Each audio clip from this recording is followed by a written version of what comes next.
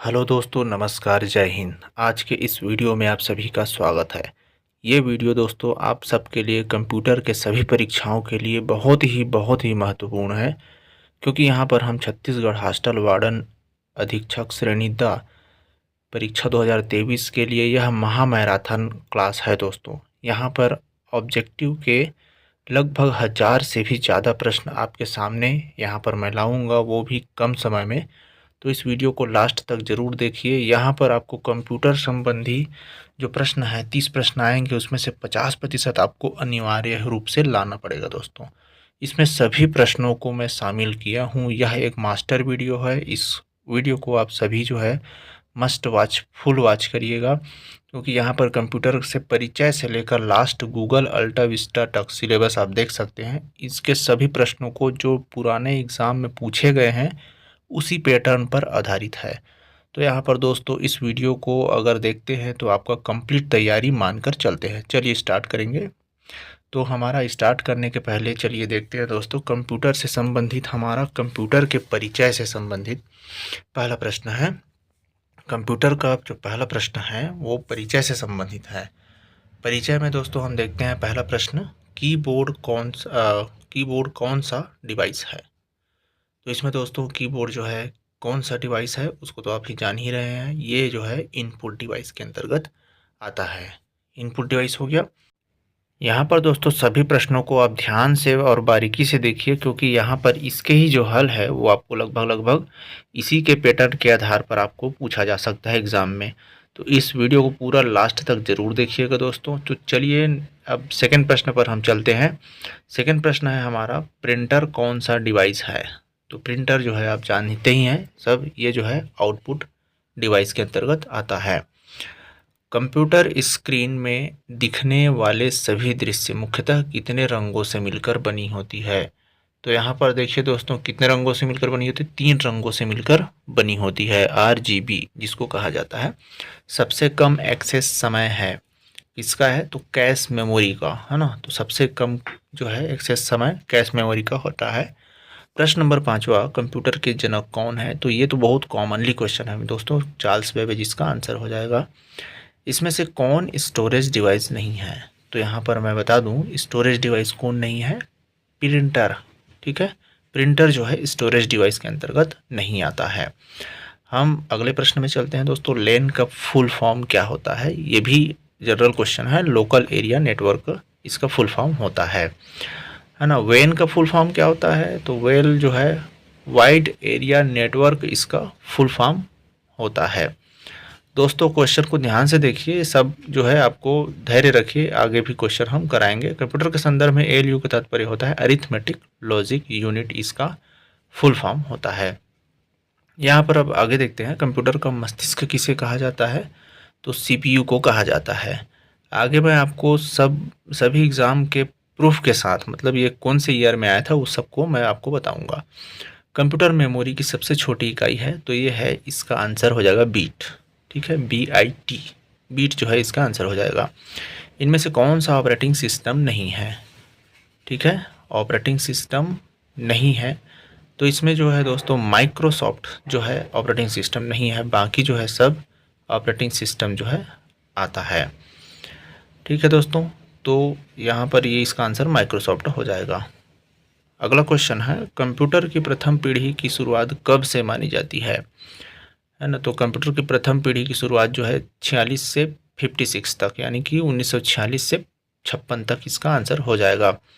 प्रथम पीढ़ी के कंप्यूटर में किसका प्रयोग किया गया है। तो प्रथम पीढ़ी में कई बार बताया हूँ दोस्तों, वैक्यूम ट्यूब का प्रयोग किया जाता है। इसके लिए मैं आपको सूत्र भी बताया था, VTIM ऐसा करके मैं आपको सूत्र बताया था।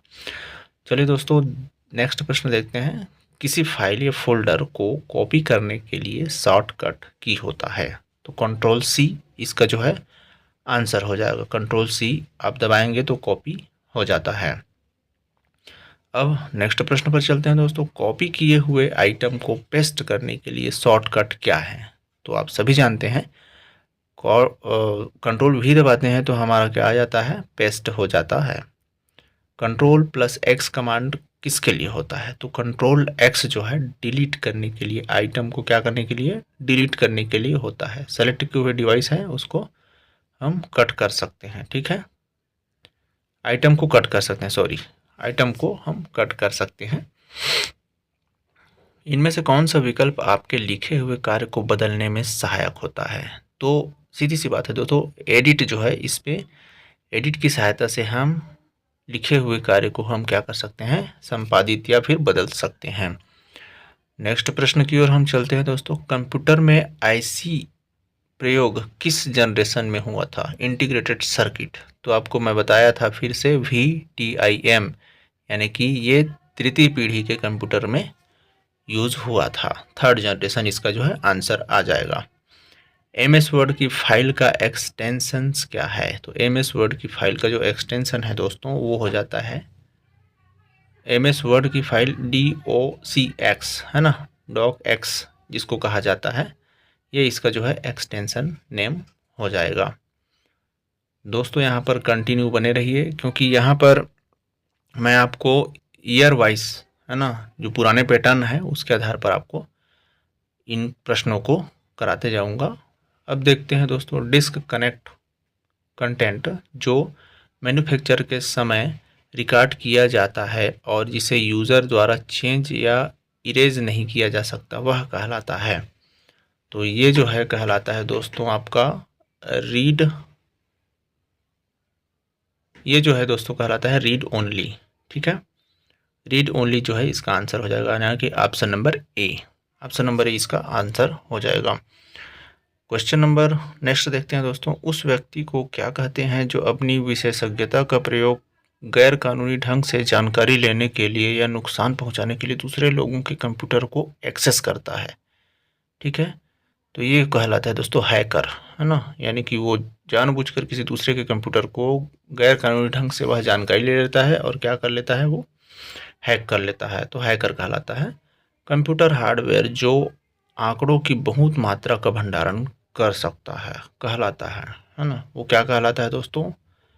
हार्ड डिस्क और मैग्नेटिक डिस्क, ये दोनों जो है इसका आंसर हो जाएगा, है ना। तो A एंड B इसका आंसर हो जाएगा। उसके बाद देखिए दोस्तों, टेक्स्ट को सेंटर में अलाइन करने के लिए कौन सा शॉर्टकट यूज़ किया जाता है? सेंटर में अलाइन करने के लिए दोस्तों, तो यहाँ पर सेंटर में अगर आप अलाइन करना चाहते हैं टेक्स्ट को, तो इसका जो आंसर है वो हो जाएगा Ctrl+E।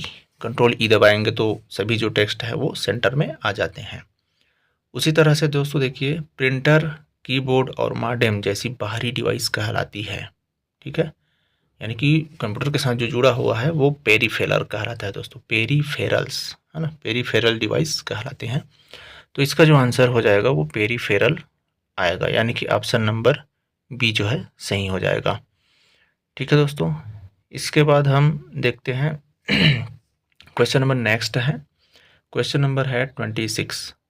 वर्ड डॉक्यूमेंट में एक पैराग्राफ को एक स्थान से दूसरे स्थान तक ले जाने के लिए निम्न में से किसका प्रयोग किया जाना चाहिए, है ना। वर्ड डॉक्यूमेंट में एक पैराग्राफ को एक स्थान से दूसरे स्थान तक ले जाने के लिए किसका यूज़ किया जाता है?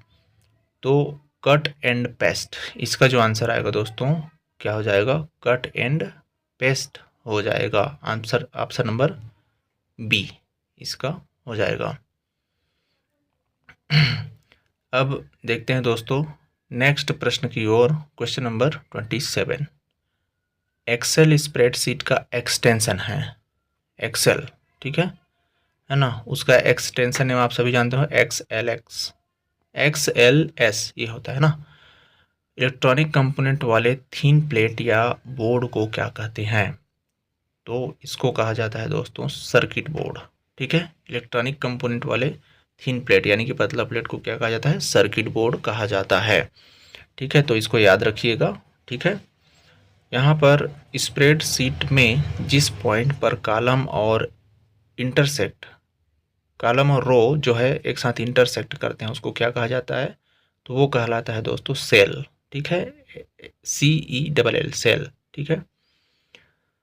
उसके बाद है, इनमें से कौन सी वैज्ञानिक कंप्यूटर भाषा है?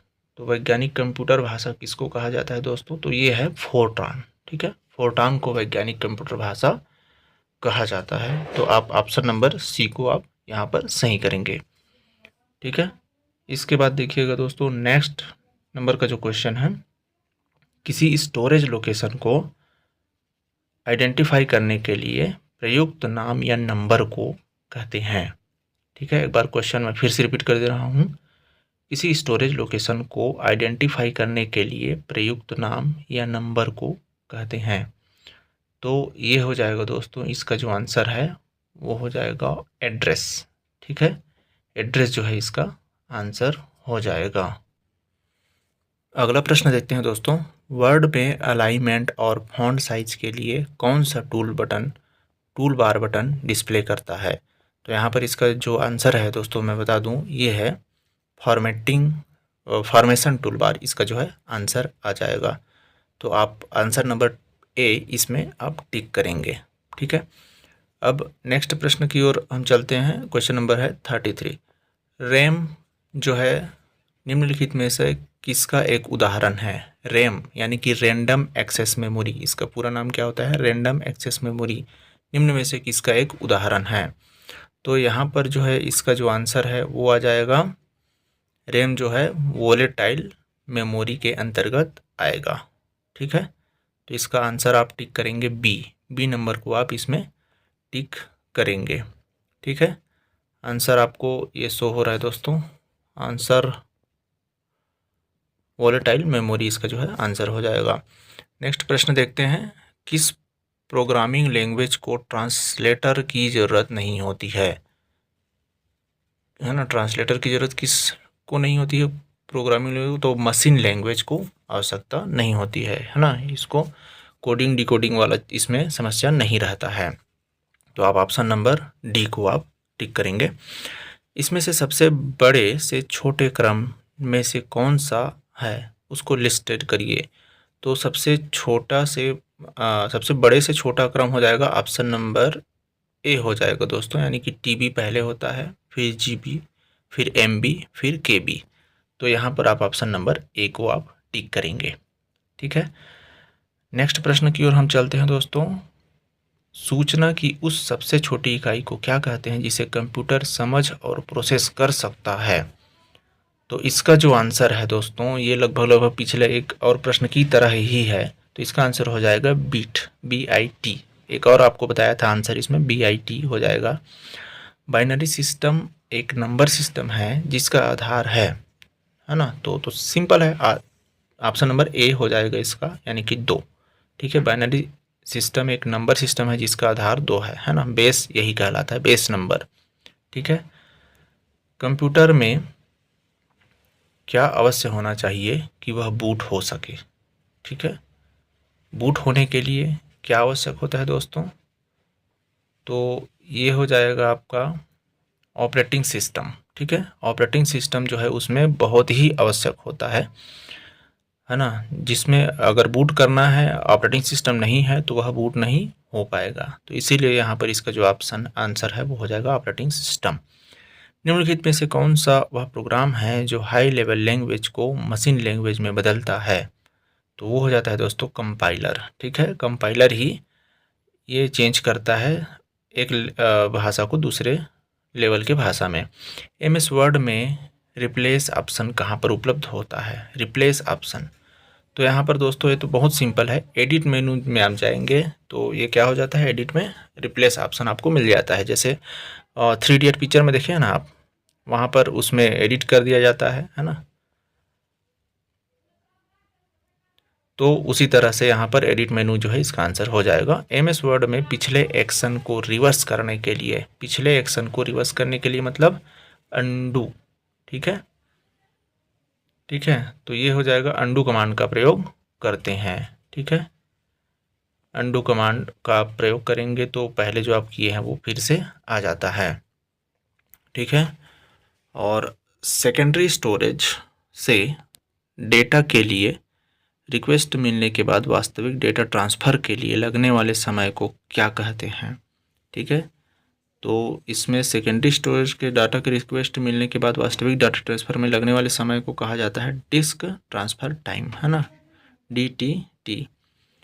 डिस्क को ट्रैकों और सेक्टरों में बांटने वाली प्रक्रिया कहलाती है, तो वो कहलाती है दोस्तों फॉर्मेटिंग। इसमें टिक कर लीजिएगा, यानी कि ऑप्शन नंबर 20 का सही हो जाएगा, फॉर्मेटिंग कहलाती है ना।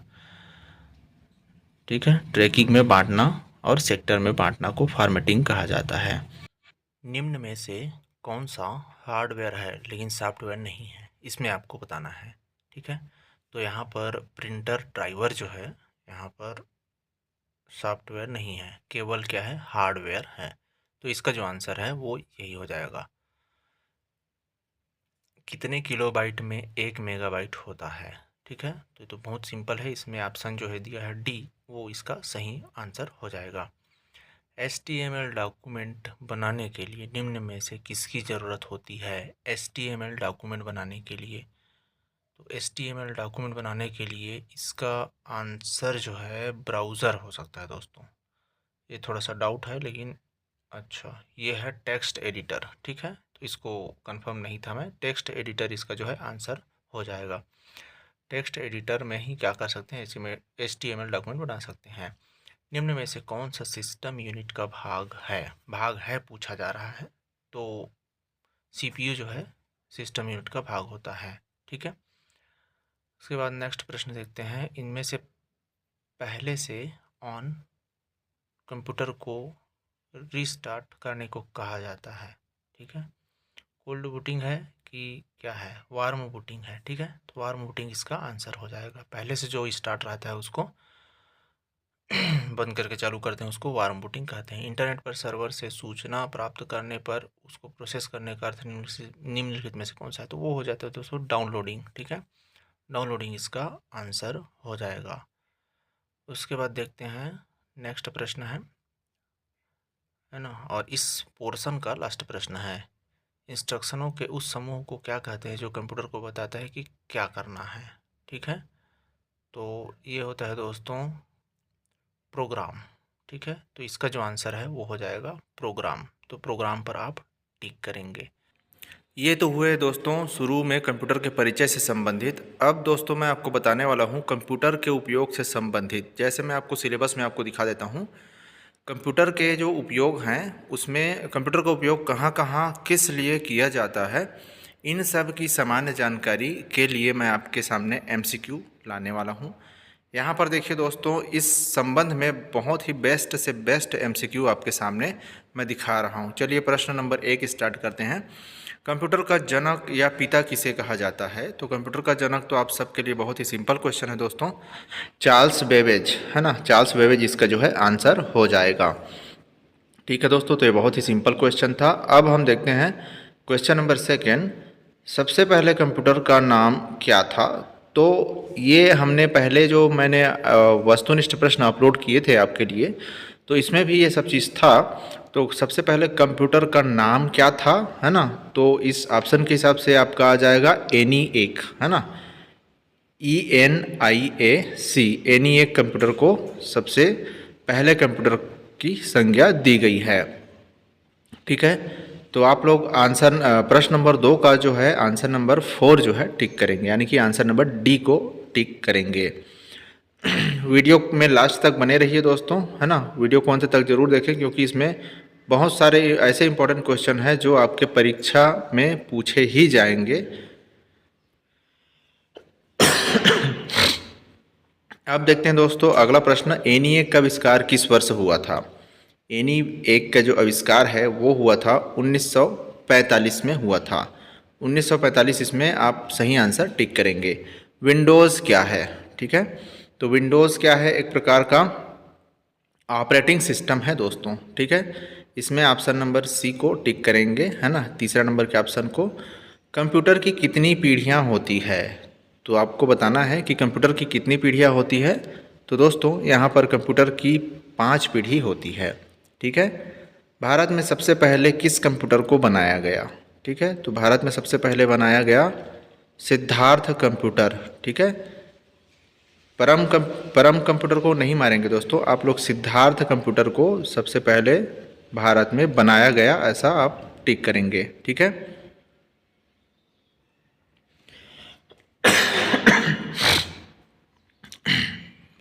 विश्व कंप्यूटर साक्षरता दिवस, ये तो आपके लिए बहुत ही सिंपल है। विश्व कंप्यूटर साक्षरता दिवस जो है 2 दिसंबर को प्रत्येक वर्ष जो है मनाया जाता है। तो इसका जो आंसर है वो हो जाएगा 2 दिसंबर, यानी कि कंप्यूटर साक्षरता दिवस जो है 2 दिसंबर को मनाया जाता है।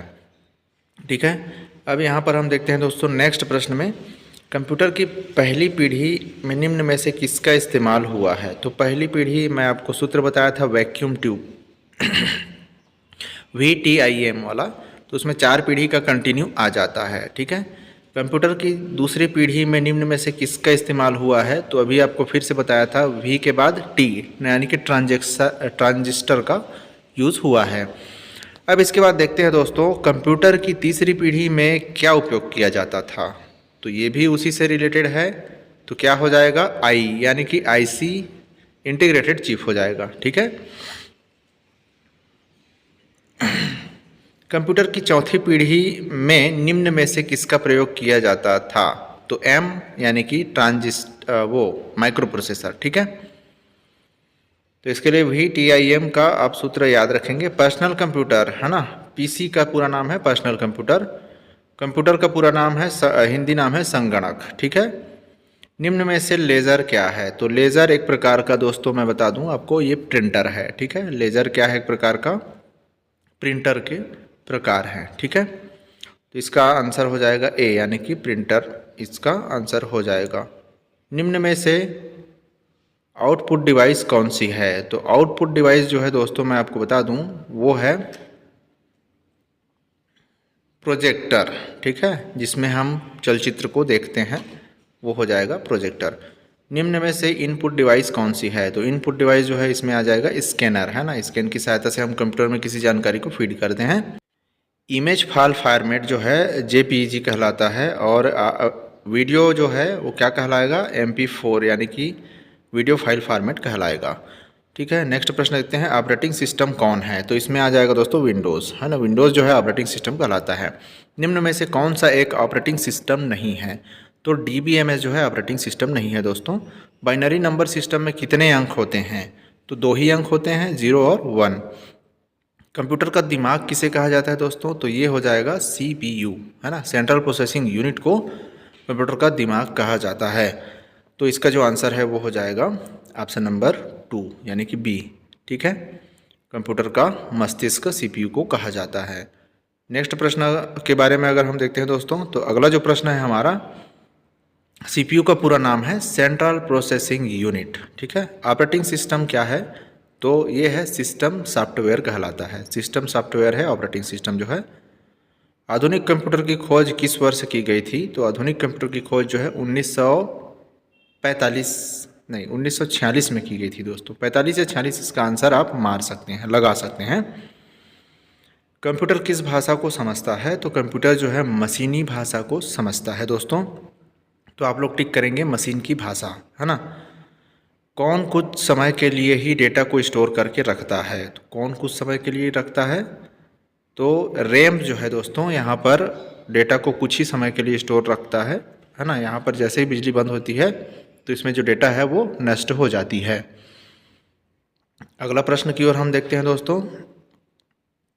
अगला प्रश्न है हमारा क्वेश्चन नंबर 28, कौन हमेशा के लिए ही डेटा को स्टोर करता है, तो उसका अपोजिट क्या हो जाएगा दोस्तों, रोम है ना। बिजली चले जाने पर भी इसमें जो मौजूद डेटा है वो नष्ट नहीं होता है।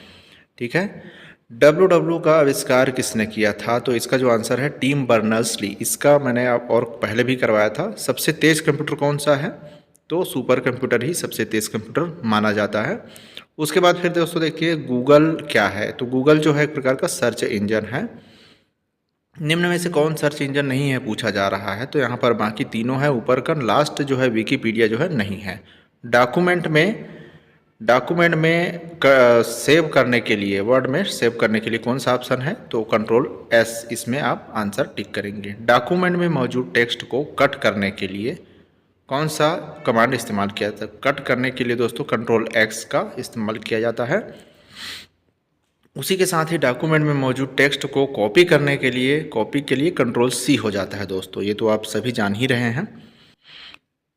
तो ये तो रहे दोस्तों कंप्यूटर के उपयोग से संबंधित बहुविकल्पी प्रश्न। यहाँ पर मैंने आपको 35 प्रश्न कराया। इसके बाद हम उसके नेक्स्ट पार्ट यानी कि सिलेबस के अगले पोर्शन की ओर हम चलते हैं। तो अगले पोर्शन में है हमारा इनपुट आउटपुट की जानकारी, यानी कि इनपुट आउटपुट की जानकारी से संबंधित जो वस्तुनिष्ठ प्रश्न है, बेस्ट से बेस्ट MCQ आपके लिए लाया हूँ। यहाँ पर आप कंटिन्यू इस वीडियो के साथ बने रहिए, है ना। तो यहाँ पर हम इनपुट आउटपुट से संबंधित प्रश्नों पर जब हम चर्चा करते हैं तो यहाँ पर आगे चलते हैं। देखिए हम प्रश्न नंबर फर्स्ट लाते हैं, इनपुट आउट से संबंधित जो प्रश्न है उस पर, ठीक है।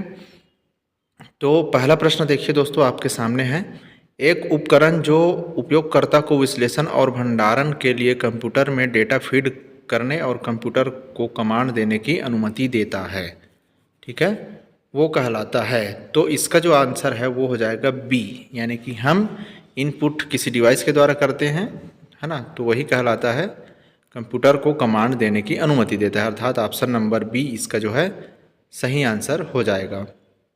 इसके बाद दोस्तों ये फर्स्ट प्रश्न के बाद हम देखते हैं सेकेंड नंबर का जो क्वेश्चन है, इसमें है ना इनपुट आउटपुट से संबंधित हम प्रश्न देख रहे हैं। तो दूसरा नंबर का जो प्रश्न है दोस्तों, इसके अंतर्गत हम देखते हैं उपयोगकर्ता किस डिवाइस की मदद से कंप्यूटर से संचार करता है, ठीक है। तो ए और बी इसमें दोनों ऑप्शन जो है इसका सही हो जाएगा, इनपुट डिवाइस और आउटपुट डिवाइस इसका आंसर हो जाएगा। कौन सा उपकरण आपको कंप्यूटर में डेटा और निर्देश दर्ज करने की अनुमति देता है? तो option number A input device इसका आंसर हो जाएगा, है ना, यही तो है अनुमति देता है। कौन सा उपकरण मानव समझने योग्य डेटा और प्रोग्राम को ऐसे रूप में परिवर्तित करता है जिसे कंप्यूटर समझ और संसाधित कर सकता है, ठीक है। तो यहाँ पर ये जो है इसका जो आंसर है वो सी आंसर सही हो जाएगा, सी आंसर यानी कि इनपुट इसका सही आंसर हो जाएगा। अब नेक्स्ट प्रश्न देखते हैं दोस्तों, एक उपकरण जो कंप्यूटर द्वारा संसाधित डेटा के परिणामों को संचारित करता है और डिजिटल जानकारी की ऐसे रूप में परिवर्तित करता है जिसे मनुष्य आसानी से पढ़ और समझ सके कहलाता है। तो सीधी सी बात है, ये हमारे सामने दिखता है वो कहलाता है आउटपुट। तो इसका जो आंसर है वो ऑप्शन नंबर सी यानी कि आउटपुट हो जाएगा, ठीक है दोस्तों। तो इसमें आप टिक करेंगे आउटपुट। इसके बाद हम देखते हैं नेक्स्ट प्रश्न, निम्नलिखित में से कौन सा समूह केवल इनपुट डिवाइस है? केवल इनपुट डिवाइस है। तो केवल इनपुट डिवाइस के अंतर्गत आप इसमें से समूह देख सकते हैं ई नंबर का, है ना, सी और डी दोनों, यानी कि ऑप्शन नंबर सी और D, mouse, keyboard, scanner, joystick से लेकर लाइट पेन तक, ठीक है। नेक्स्ट प्रश्न देखते हैं दोस्तों, निम्न में से कौन सा पॉइंटिंग डिवाइस नहीं है? पॉइंटिंग डिवाइस नहीं है, ठीक है। माउस तो है, जॉयस्टिक भी है, लाइट पेन भी है, डिजिटायर ये जो है नहीं है, ठीक है। अगला प्रश्न है, कंप्यूटर में टेक्स्ट, नंबर और कमांड को इनपुट करने के लिए किस इनपुट डिवाइस का उपयोग किया जाता है? तो ये तो बिल्कुल सिंपल है दोस्तों, इसके सामने आपका आंसर हो जाएगा बी यानी कि कीबोर्ड। कीबोर्ड के माध्यम से ही आप ये सब चीज़ कर पाते हैं, ठीक है।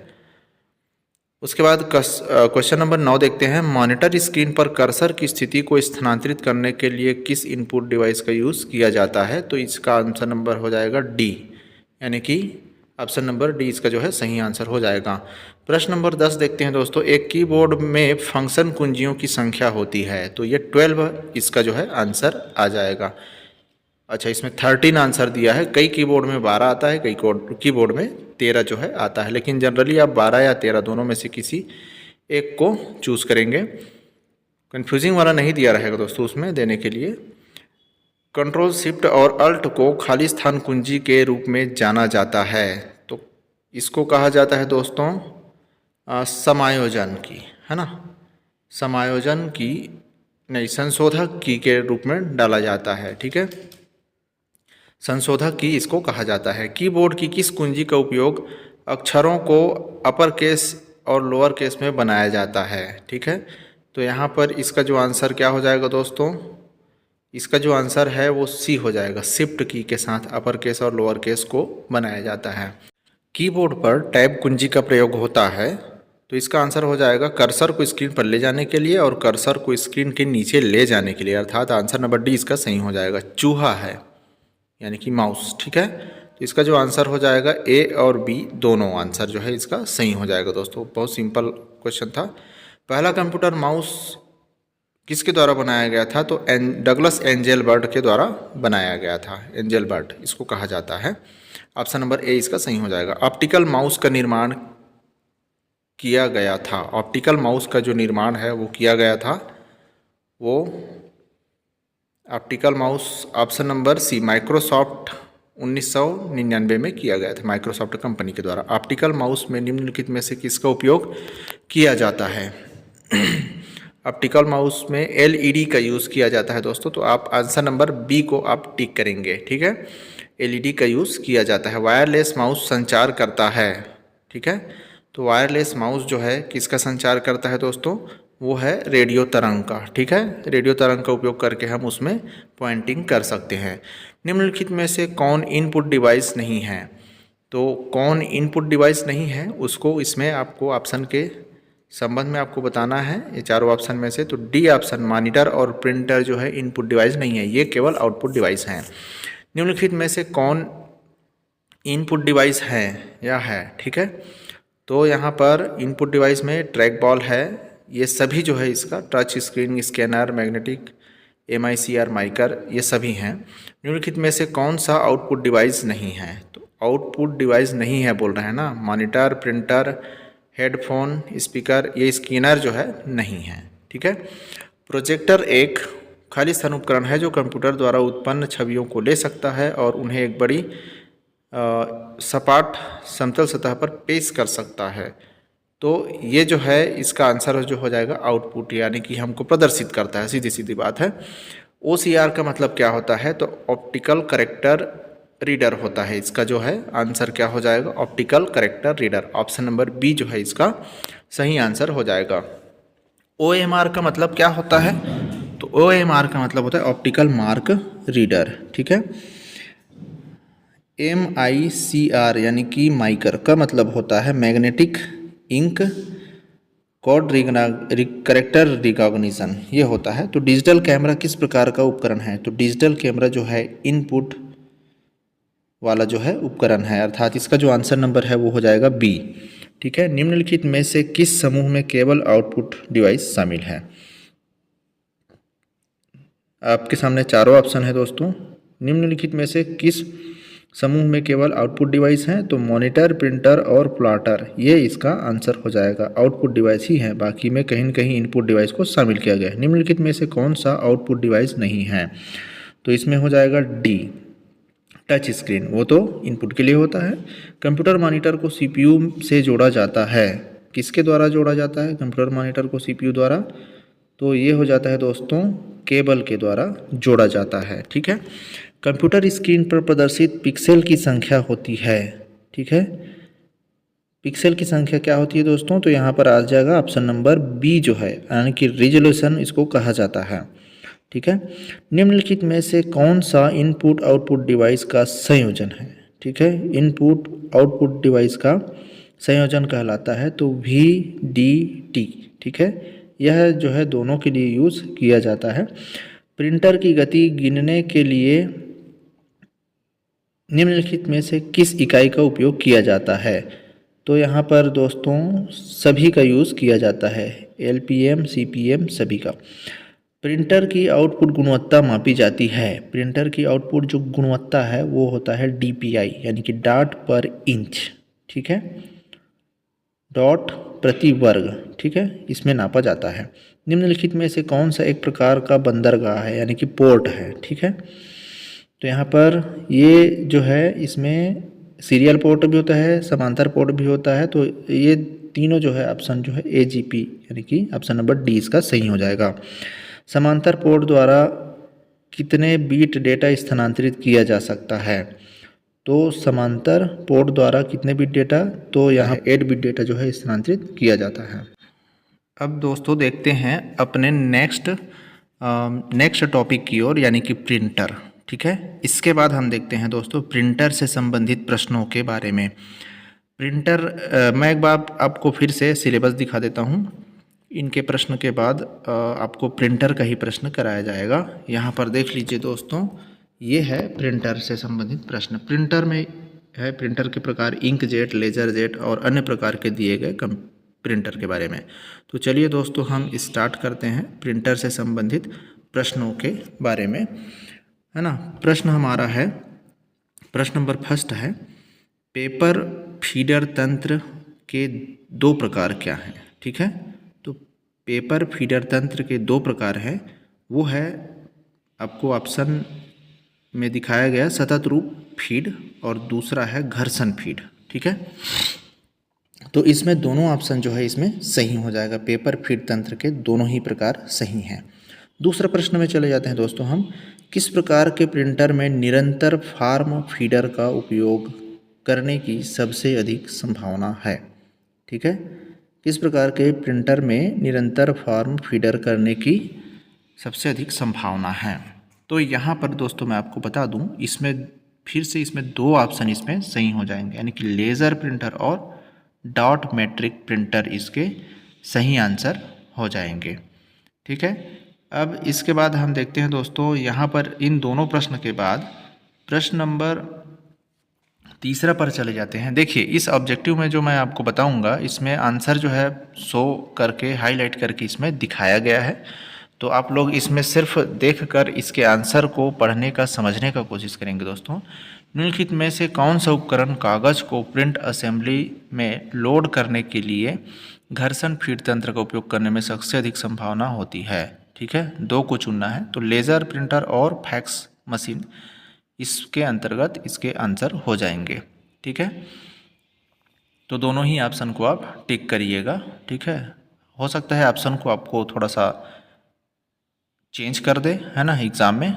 ठीक है, तो अब हम देखते हैं नेक्स्ट प्रश्न की ओर। प्रश्न नंबर चौथा, लेज़र प्रिंटर का दूसरा नाम क्या है। तो लेज़र प्रिंटर का जो दूसरा नाम है फोटो इलेक्ट्रिक प्रिंटर और पेज प्रिंटर। ठीक है, ये दोनों ही नाम से लेज़र प्रिंटर को जाना जाता है। दोनों को याद रखिएगा दोस्तों, फोटो प्रिंटर भी कहा जाता है, फोटो इलेक्ट्रिक प्रिंटर और पेज प्रिंटर भी कहा जाता है। निम्नलिखित में से कौन सा उपकरण कागज को धनात्मक आवेश देता है। कागज को धनात्मक आवेश देने वाले जो है वो हो जाएगा ट्रांसफर कोरोना वायर। ठीक है, ये धनात्मक आवेश देता है। ठीक है, कागज को। ठीक है, प्रिंट ड्रम को ऋणात्मक आवेश क्यों दिया जाता है। ठीक है, ये प्रश्न पूछा गया था दोस्तों, प्रिंट ड्रम को ऋणात्मक आवेश क्यों दिया जाता है। तो इसका आंसर हो जाएगा दोस्तों, ड्रम के उन क्षेत्रों में टोनर को आकर्षित करने के लिए जहां कमजोर नकारात्मक चार्ज है। ठीक है, इसलिए यहाँ पर निगेटिव चार्ज या ऋणात्मक आवेश दिया जाता है। ठीक है, ड्रम के उन क्षेत्र में टोनर को आकर्षित करने के लिए, ठीक है, जहाँ पर कमजोर निगेटिव चार्ज वहाँ पर है। डेवलपर ड्रम और प्रिंट ड्रम दोनों को 600 VDT में चार्ज क्यों किया जाता है। ठीक है, तो इसका जो आंसर हो जाएगा दोस्तों, क्योंकि यहाँ पर टोनर केवल प्रिंटर ड्रम में ड्रम के कमज़ोर चार्ज वाले क्षेत्रों की ओर आकर्षित होता है। ठीक है, तो ये इसका आंसर हो जाएगा ऑप्शन नंबर डी। नेक्स्ट प्रश्न पर हम चलते हैं दोस्तों, कागज को किस वोल्टेज पर चार्ज किया जाता है। तो कागज को ध्यान रखना दोस्तों, यहाँ पर 600 VDT पर किया जाता है। जो हमने अभी इसके पहले प्रश्न पढ़े उसी के आधार पर है ये दूसरा प्रश्न जो है। कागज को प्रिंट ड्रम के साथ प्रिंट असेंबली में लुढ़कने से क्या रोकती है। तो स्टैटिक एलिमिनेटर स्ट्रिप, है ना, ये प्रिंट ड्रम के साथ प्रिंट असेंबली में लुढ़कने के लिए क्या करती है, रोकती है। फ्यूज़र रोलर किससे लेपित होता है। तो ये हो जाता है दोस्तों टेफ्लॉन से, है ना, एक काले कलर का टेफ्लॉन होता है, उससे लेपित होता है फ्यूज़र रोलर। ठीक है, कौन सा उपकरण अप्रयुक्त टोनर को प्रिंट ड्रम से हटा देता है। एक बार मैं फिर से पढ़ देता हूँ, कौन सा उपकरण अप्रयुक्त टोनर को प्रिंट ड्रम से हटा देता है। तो ट्रांसफर कोरोना वायर, ठीक है, और क्लोनिंग ब्लेड। ठीक है, क्लोनिंग ब्लेड, ये दोनों जो है क्या कर देता है, प्रिंट ड्रम से हटा देता है। एक इंजेक्ट प्रिंटर किसी छवि को कैसे प्रिंट करता है, इसका सबसे अच्छा वर्णन क्या है। ठीक है, तो इसमें ऑप्शन में से मैं आपको बता दूं, किसी पात्र को इस पे प्रिंट करना। ठीक है, जब हम किसी बर्तन को हम स्प्रे के माध्यम से पेंट करते हैं उसी तरह से ये भी करता है। अगला प्रश्न है, इंकजेट प्रिंटर में स्याही के वाष्पीकृत होने का क्या कारण है। एक बार फिर से मैं कर रहा हूँ, इंकजेट प्रिंटर में स्याही के वाष्पीकृत होने का कारण क्या है दोस्तों। तो यहाँ पर आपको इसका आंसर है स्याही कार्ट्रिज के भीतर एक हीटिंग तत्व, ठीक है, ये इसका आंसर हो जाएगा। डॉट मैट्रिक प्रिंटर का दूसरा नाम क्या है। तो डॉट मैट्रिक को इम्पैक्ट प्रिंटर भी कहा जाता है ना। नेक्स्ट प्रश्न देखते हैं दोस्तों, सोलेनाइड क्या है। सोलेनाइड क्या है, इस पर ये प्रश्न भी एक बार पूछा गया था, सोलेनाइड क्या है। तो एक पिन असेंबली जो डॉट मैट्रिक्स प्रिंटर में स्याही वाले रिबन पर प्रहार करती है, ठीक है, ये कहलाता है सोलेनाइड। ठीक, यहाँ पर नेक्स्ट प्रश्न की ओर चलते हैं दोस्तों, आरंभिक डॉट मैट्रिक प्रिंट हेड में कितने पिन होते हैं। तो यहाँ पर आपको बताना होगा 9 प्रिंट होते हैं, ठीक है, 9 पिन होते हैं। डॉट मैट्रिक प्रिंटर किस प्रकार के पेपर फीड तंत्र का उपयोग करता है। तो सतत रूप फील्ड, ये प्रश्न हमने शुरू में पढ़ा था दोस्तों, ध्यान रखिएगा, सतत रूप फीड इसका आंसर हो जाएगा। अगला प्रश्न है, समांतर केबल के लिए अनुशंसित अधिकतम लंबाई क्या है। समांतर केबल के लिए, है ना, पैरेलल केबल के लिए अनुशंसित अधिकतम लंबाई है 10 फीट। ठीक है दोस्तों, 10 फीट होना जो है आवश्यक है। पीसी से जुड़ने के लिए कौन सा प्रिंटर केबल पुरुष डीबी 25 कैरेक्टर का उपयोग करता है। तो समानांतर, है ना, पीसी से जोड़ने के लिए प्रिंटर के साथ में पैरेलल पोर्ट का ही यूज़ किया जाता है दोस्तों। तो यहाँ पर आप इसमें समांतर पोर्ट का ही आंसर चुनेंगे। क्रॉस स्टॉक क्या है। तो क्रॉस स्टॉक जो है क्या होता है, तो आपको ऑप्शन नंबर सीधा सीधा मैं बता रहा हूँ, केबल में एक प्रकार का हस्तक्षेप जो अन्य उपकरणों के कारण होता है ना। नेक्स्ट प्रश्न हम देखते हैं दोस्तों, ईसीपी मोड क्या है। ईसीपी, है ना, या इसका पूरा नाम भी पूछा जा सकता है। तो एक प्रकार का ऑपरेशन जो प्रिंटर और कंप्यूटर के लिए तेज द्विदिशात्मक समर्थन प्रदान करता है। सीरियल पोर्ट को सीरियल क्यों कहा जाता है। ठीक है, अभी इसके संबंध में अभी थोड़ा सा और चर्चा चला था पीसी से प्रिंटर वाला। तो सीरियल पोर्ट को सीरियल पोर्ट क्यों कहा जाता है। तो इसका जो आंसर है दोस्तों मैं डायरेक्ट बता दे रहा हूँ, सीरियल पोर्ट को सीरियल पोर्ट इसलिए कहा जाता है क्योंकि यहाँ पर सीरियल पोर्ट जो है सीरियल पोर्ट उसको समांतर क्रम में ही जोड़ा जाता है। ठीक है, इसलिए इसको क्या कहा जाता है, सीरियल पोर्ट कहा जाता है। देखिए, प्रिंटर के लिए एक डेटा क्रमिक रूप से एक समय में एक बीट भेजा जाता है, इसलिए इसको क्या कहा जाता है, सीरियल पोर्ट कहा जाता है, सीरियल पोर्ट। ठीक है, सीरियल केबल के लिए अधिकतम लंबाई क्या है। तो सीरियल केबल के लिए अधिकतम लंबाई जो है 25 फीट लिया जाता है दोस्तों। ठीक है, कौन सा कनेक्शन प्रकार प्रिंटर को RJ45 कनेक्टर से कनेक्ट करने की अनुमति देता है। ठीक है, इनमें से बताना है प्रिंटर RJ45 कनेक्टर से कनेक्ट करने की अनुमति देता है, तो वो है नेटवर्क। ठीक है, इसका आंसर क्या हो जाएगा दोस्तों, D, option number D, network हो जाएगा। USB पोर्ट कितना तेज होता है। USB पोर्ट जो है कितना तेज होता है, तो 12 Mbps, है ना, ये इसका जो है आंसर हो जाएगा। 12 Mbps इसका जो है तेज जो है, कितना तेज है पूछेगा तो USB पोर्ट जो है इतना तेज होता है। ठीक है, अब इसके बाद देखते हैं दोस्तों अगला प्रश्न की ओर, प्रिंटर क्या है। तो प्रिंटर जो है एक प्रकार का आउटपुट डिवाइस है, ये तो आप सभी जानते हैं, बिल्कुल सिंपल सी जानकारी है इसमें। प्रिंटर जो है आउटपुट डिवाइस के अंतर्गत आती है। ठीक है, इसके बाद हम देखते हैं नेक्स्ट प्रश्न की ओर, किस प्रकार का प्रिंटर कागज पर स्याही छिड़ककर उच्च गुणवत्ता वाला टेक्स्ट और ग्राफिक्स तैयार करता है। ठीक है, मैं एक बार फिर से रिपीट कर देता हूँ, किस प्रकार का प्रिंटर कागज पर स्याही छिड़ककर, है ना, प्रिंट करता है, तो वो हो जाएगा दोस्तों इंकजेट प्रिंटर। ठीक है, इंकजेट प्रिंटर में ऐसा होता है। नेक्स्ट प्रश्न है हमारा, प्रिंटर ड्राइव का उद्देश्य क्या होता है। प्रिंटर ड्राइव का उद्देश्य जो है, यहाँ पर प्रिंटर ड्राइव का जो ऑब्जेक्ट होता है वो होता है दोस्तों ऑप्शन नंबर सी इसमें है to communicate with the computer, है ना, संचार के लिए कंप्यूटर के साथ। कौन सी प्रिंटिंग टेक्नोलॉजी स्याही को कागज़ पर स्थानांतरित करने के लिए रिबन का उपयोग करती है? ठीक है, रिबन का उपयोग करने वाली प्रिंटर को बताइए दोस्तों। तो रिबन का उपयोग करती है इन चारों ऑप्शन में से इंकजेट, डॉट मैट्रिक्स, लेज़र और थर्मल।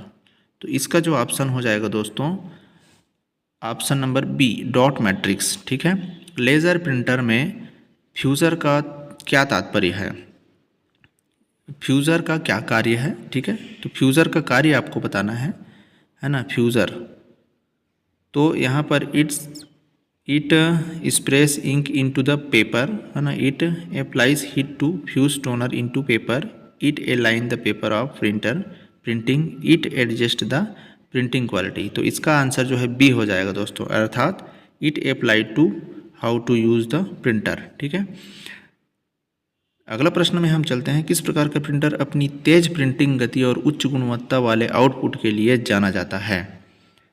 ठीक है, ये है लेज़र प्रिंटर, है ना। उच्च गुणवत्ता वाली प्रिंटर जो है लेज़र प्रिंटर को कहा जाता है। अब इसके बाद देखते हैं दोस्तों नेक्स्ट प्रश्न की ओर।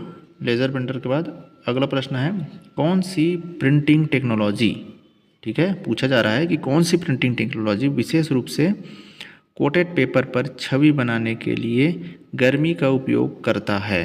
ठीक है, ध्यान रखिएगा, कोटेड पेपर पर छवि बनाने के लिए उपयोग करती है तो थर्मल प्रिंटर, है ना। थर्मल प्रिंटर में ऐसा होता है। वायरलेस प्रिंटर का प्राथमिक लाभ क्या है? तो दोस्तों मैं इसको बताना चाहूँगा, इसमें नो नीड फॉर केबल, है ना, केबल उसमें नहीं लगता है, तो यही प्राथमिक लाभ है इसका वायरलेस का। तो नो नीड केबल इसका आंसर हो जाएगा। ठीक है, इसमें किसी प्रकार की तार की आवश्यकता नहीं होती है ना। इसमें रेडियो तरंग जो है इसमें काम करती है। रिसिप्ट और लेबल को प्रिंट करने के लिए आमतौर पर किस प्रकार के प्रिंटर का उपयोग किया जाता है? रिसिप्ट और लेबल को प्रिंट करने के लिए आमतौर पर किस प्रकार का प्रिंटर का उपयोग किया जाता है? Dot matrix printer, laser printer, inkjet printer, thermal printer. तो आपको इन चारों में से ऑप्शन में बताना है। तो आपका जो आंसर है इसमें हो जाएगा दोस्तों थर्मल प्रिंटर का यूज़ किया जाता है ना। डुप्लेक्स प्रिंटर क्या करने में सक्षम है? डुप्लेक्स प्रिंटर ना क्या करने में सक्षम है? तो इसमें आपको बताना है इन चारों ऑप्शन में से डुप्लेक्स प्रिंटर क्या करने में सक्षम है। ठीक है दोस्तों, तो यहाँ पर मैं आपको बता दूँ इसका जो ऑप्शन है वो ऑप्शन नंबर बी जो है इसका आंसर सही हो जाएगा, यानी कि प्रिंटर जो है दोनों तरफ, पेपर के दोनों तरफ होता है। ठीक है, कौन सी प्रिंटर तकनीक अपने इम्पैक्ट प्रिंटिंग मैकेनिज्म के लिए जानी जाती है? तो यहाँ पर इसका जो आंसर है दोस्तों वो हो जाएगा answer number C, dot matrix. Dot matrix इसका जो है आंसर हो जाएगा। ठीक है, तो यहाँ पर आप इसका आंसर डॉट मैट्रिक्स से ही डालेंगे। ठीक है, कौन सी ऑपरेटिंग सिस्टम में प्रिंट स्पूलर का उद्देश्य क्या है? ठीक है, किसी ऑपरेटिंग सिस्टम में प्रिंट स्पूलर का उद्देश्य क्या है? तो इसका जो आंसर है वो बी हो जाएगा, it managers print job in. ठीक है, ये वाला जो है ऑप्शन नंबर बी जो है सही हो जाएगा। किस प्रकार का प्रिंटर स्याही को कागज पर स्थानांतरित करने के लिए गर्मी और दबाव के लिए संयोजन का उपयोग करता है? Laser, dot matrix printer, thermal और इंकजेट। तो इसके हिसाब से दोस्तों आंसर जो है थर्मल प्रिंटर जो है होना चाहिए। इसका जो आंसर है वो थर्मल प्रिंटर ही है। थर्मल प्रिंटर में ऐसा होता है। इसका जो प्रश्न है वो हमने पहले और किया था इसके ऊपर वाले प्रश्नों में। ठीक है, नेक्स्ट प्रश्न देखते हैं दोस्तों। प्रिंटर स्पेसिफिकेशंस में पीपीएम क्या है? ठीक है, तो इसका मतलब होता है पेपर पर मिनट, है ना, पेपर पर मिनट इसका यूज़ होता है पीपीएम। मतलब कौन सी प्रिंटर तकनीक घर और छोटे कार्यालय की सेटिंग में सबसे अधिक उपयोग की जाती है? कौन सी प्रिंटर तकनीक? डॉट मैट्रिक्स, इंकजेट, थर्मल या लेज़र? आपको इसमें बताना है दोस्तों छोटे कार्यालय की सेटिंग में सबसे अधिक उपयोग की जाती है। तो आपको बताना है इन चारों ऑप्शन में से डॉट मैट्रिक्स है कि इंकजेट है कि थर्मल या फिर लेज़र है। तो आपको मैं बता दूं दोस्तों इसका जो आंसर है वो हो जाएगा इंकजेट। ठीक है, इंकजेट का यूज़ किया जाता है। प्रिंटर स्पेसिफिकेशन में रिजोल्यूशन शब्द का अर्थ क्या होता है ना, रिजोल्यूशन होता क्या है आखिर। तो यहाँ पर रिजोल्यूशन शब्द का जो अर्थ है वो हो जाता है इसमें the printer size, the printer's weight, speed and printer quality. तो यहाँ पर रिजोल्यूशन का होता है मतलब क्वालिटी से, है ना, क्वालिटी से उसको आप चेक करेंगे, है ना, रिजोल्यूशन का अर्थ जो है क्वालिटी से आप लेंगे। ठीक है दोस्तों, यहाँ पर अब नेक्स्ट प्रश्न की ओर चलते हैं हम। किस प्रकार का प्रिंटर स्याही रिबन पर प्रहार करने और कागज़ पर अक्षर बनाने के लिए छोटे पिन का उपयोग करता है। ये प्रश्न आपने ऊपर और पढ़ चुका है दोस्तों, तो इसका जो आंसर आप बता सकते हैं वो है दोस्तों इंकजेट प्रिंटर। ठीक है, सॉरी, डॉट मैट्रिक्स प्रिंटर को आपने ऊपर में पढ़ा था, डॉट मैट्रिक्स प्रिंटर जो है इसका आंसर हो जाएगा। ठीक है, अब यहाँ पर चलते हैं दोस्तों नेक्स्ट प्रश्न की ओर। डॉट मैट्रिक्स प्रिंटर जो है इसका आंसर हो जाएगा। आगे देखते हैं दोस्तों, यहाँ पर कंप्लीट जानकारी के लिए और पूरे सिलेबस को इसमें शामिल करने के लिए आप पूरे हमारे वीडियो के लास्ट तक जरूर बने रहिए। अगला प्रश्न देखते हैं दोस्तों, कौन सी प्रिंटिंग टेक्नोलॉजी अपने शांत संचालन और न्यूनतम रखरखाव आवश्यकताओं के लिए जानी जाती है। 4 ऑप्शन आपके सामने हैं, इंकजेट, लेज़र, थर्मल और डॉट मैट्रिक्स। सबसे कम रखरखाव वाले प्रिंटर टेक्नोलॉजी का आप नाम बताएंगे।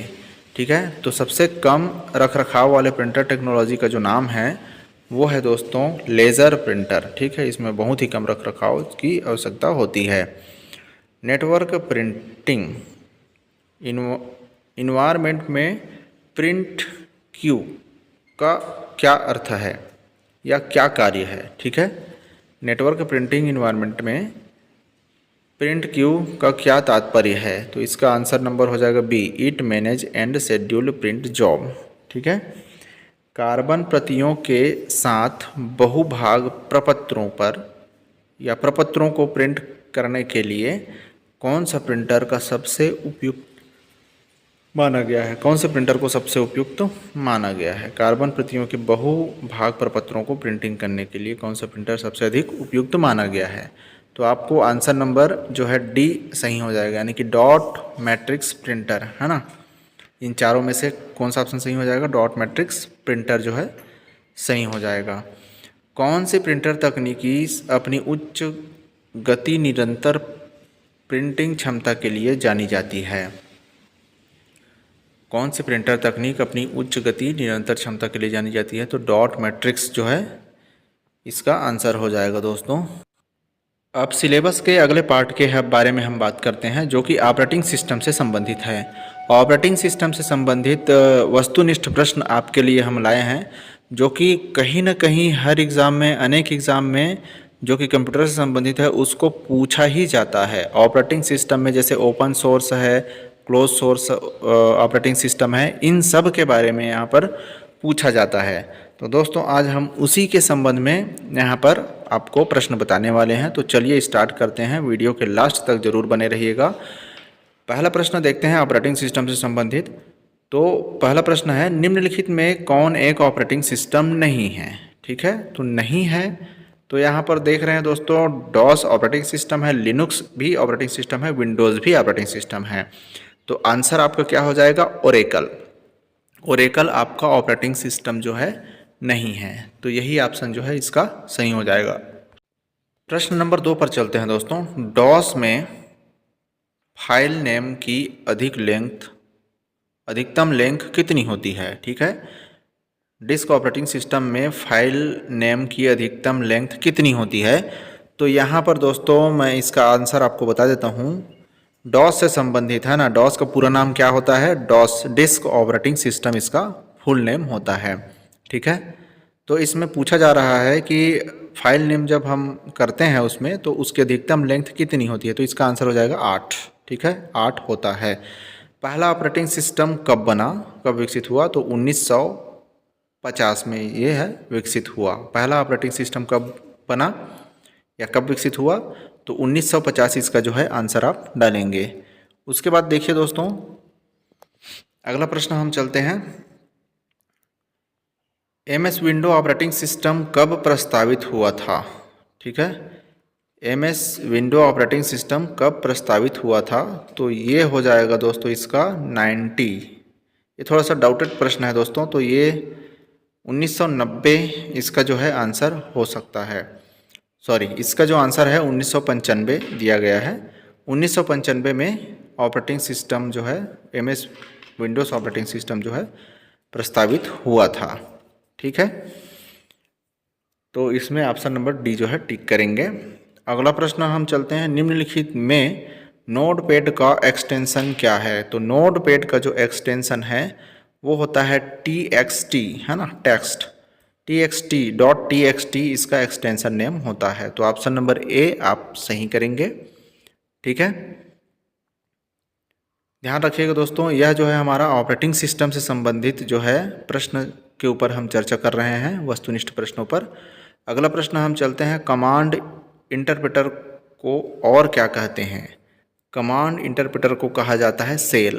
ठीक है, SHELL सेल कहा जाता है। केवल ज़रूरत पड़ने पर पेज को मेन मेमोरी में स्वैप करना कहलाता है। फिर से सुन लीजिए, केवल ज़रूरत पड़ने पर मेन मेमोरी में स्वैप करना क्या कहलाता है दोस्तों? तो यहाँ पर डिमांड पेजिंग कहलाता है। तो इसका आंसर हो जाएगा डिमांड पेजिंग। फेट का पूरा नाम क्या है? ठीक है, फेट FET का पूरा नाम क्या है? तो ये हो जाएगा फाइल एलोकेटेड टेबल। ठीक है, इसको याद रखिएगा दोस्तों, फाइल एलोकेशन टेबल। बायोस का प्रयोग किया जाता है। बायोस का प्रयोग मैं दोस्तों आपको बता दूं, ऑपरेटिंग सिस्टम द्वारा इसका प्रयोग किया जाता है। ऑपरेटिंग सिस्टम द्वारा बायोस का प्रयोग किया जाता है। तो इसका ऑप्शन नंबर ए जो है सही हो जाएगा। फर्स्ट नंबर का जो ऑप्शन है वो सही हो जाएगा। ठीक है, अब नेक्स्ट प्रश्न पर हम चलते हैं दोस्तों। नेक्स्ट प्रश्न है हमारा 10 नंबर का प्रश्न है। इसमें बूटिंग का तात्पर्य क्या होता है? तो बूटिंग तो आप सभी जानते हो, कंप्यूटर को दोबारा स्टार्ट करना, है ना, रीस्टार्ट करना, सॉरी दोबारा स्टार्ट करना, वो क्या कहलाता है? बूटिंग कहलाता है। तो इसका आंसर हो जाएगा कंप्यूटर को दोबारा स्टार्ट करना ही बूटिंग कहलाता है। पेज फॉल्ट कब होता है? पेज फॉल्ट कब होता है? जब पेज मेमोरी में मौजूद नहीं होता। ये जो है इसका आंसर हो जाएगा दोस्तों। तो इसका जो आंसर है ऑप्शन नंबर सी यानी कि 3। जब पेज मेमोरी में मौजूद नहीं होता है तब पेज फॉल्ट बताता है दोस्तों। ठीक है, तो इसका ऑप्शन यही हो जाएगा। अगला प्रश्न देखते हैं दोस्तों, बैंकर्स एल्गोरिथम का प्रयोग किया जाता है। इसका आंसर है दोस्तों डेडलॉक को प्रिवेंट करने के लिए इसका यूज़ किया जाता है। ठीक है, डेडलॉक को प्रिवेंट करने के लिए इसका यूज़ किया जाता है। अगला प्रश्न हम देखते हैं, प्रश्न नंबर 13 पर चलते हैं। ठीक है, प्रश्न नंबर 13 है, आगे वीडियो पर अंत तक बने रहिएगा दोस्तों, क्योंकि यहाँ पर आगे और व्यापम से संबंधित, संयुक्त परीक्षा से संबंधित सभी प्रश्नों को इसमें शामिल किया गया है और पूरे चैप्टर को शामिल किया गया है दोस्तों। पूरे सिलेबस को शामिल किया गया है, हॉस्टल वार्डन से संबंधित सभी सिलेबस को। ठीक है, तो यहाँ पर अभी हम देख रहे थे प्रश्न नंबर 12 को, है ना। अब नेक्स्ट प्रश्न की ओर हम चलते हैं। अगला प्रश्न है हमारा, फाइल को डिलीट करने के बाद वह कहाँ स्टोर होती है? तो बता दूं दोस्तों, रिसाइकल बिन में यहाँ पर जाती है। ठीक है, डिलीट करने के बाद हमको अगर देखना है तो हम रिसाइकल बिन में जाते हैं और उसको फिर से रीस्टोर कर पाते हैं। ये तो आपने किया ही होगा दोस्तों। तो रिसाइकल बिन इसका आंसर हो जाएगा, वहीं पर जाकर ये स्टोर होती है। ठीक है, अगला प्रश्न है, लिनक्स ऑपरेटिंग सिस्टम है। तो लिनक्स जो है एक प्रकार का ओपन सोर्स ऑपरेटिंग सिस्टम है। ओपन सोर्स, ओपन कोड जिसके लिए होता है, फ्री होता है। ठीक है, ओपन सोर्स ऑपरेटिंग सिस्टम के अंतर्गत ये आता है। DSM का पूरा नाम क्या है? DSM। ठीक है, तो DSM का जो पूरा नाम है दोस्तों, इसका जो आंसर है वो हो जाएगा DSM। DSM का जो पूरा नाम है वो, थोड़ा सा देखिए एक मिनट, DSM का जो पूरा नाम है वो हो जाता है डिस्ट्रीब्यूटेड शेयर्ड मेमोरी, ठीक है, डिस्ट्रीब्यूटेड शेयर्ड मेमोरी जो है ऑप्शन नंबर डी जो है इसका सही आंसर हो जाएगा। आईडीएल का पूरा नाम क्या है? ठीक है, इंटरफेस डेफिनेशन लैंग्वेज, ठीक है, interface direct language, interface identification language और इंटरफेस डाटा लाइब्रेरी। तो इंटरफेस डेफिनेशन लैंग्वेज ये इसका आंसर हो जाएगा दोस्तों, ठीक है। बूट स्ट्रैपिंग को क्या कहते हैं? बूट स्ट्रैपिंग को क्या कहा जाता है ना? कोल्ड बूट, हॉट बूट, तो कोल्ड बूट इसका जो है आंसर हो जाएगा दोस्तों, ठीक है। बूट स्ट्रैपिंग इसको याद रखिएगा, बूट स्ट्रैपिंग को कहते हैं तो वो हो जाएगा कोल्ड बूट, है ना, कोल्ड बूट इसका आंसर हो जाएगा। इसके बाद देखते हैं दोस्तों, फैंस रजिस्टर का प्रयोग किया जाता है, फैंस रजिस्टर का प्रयोग किया जाता है तो इसका जो है ऑप्शन नंबर 3 सही हो जाएगा, मेमोरी प्रोटेक्शन के लिए, है ना।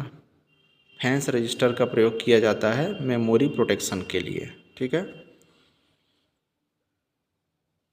आगे हम देखते हैं दोस्तों नेक्स्ट प्रश्न, यदि पेज का साइज बढ़ाना है तो इंटरनल फ्रेगमेंटेशन कैसा होना चाहिए? ज़्यादा हो जाता है, कम हो जाता है, कांस्टेंट नियत रहता है, इनमें से कोई नहीं, है ना। पेज का साइज अगर हमको बढ़ाना है तो फ्रेगमेंटेशन हो जाता है ज़्यादा, ठीक है, ज़्यादा हो जाता है तो आप आंसर ज़्यादा को लगाएंगे।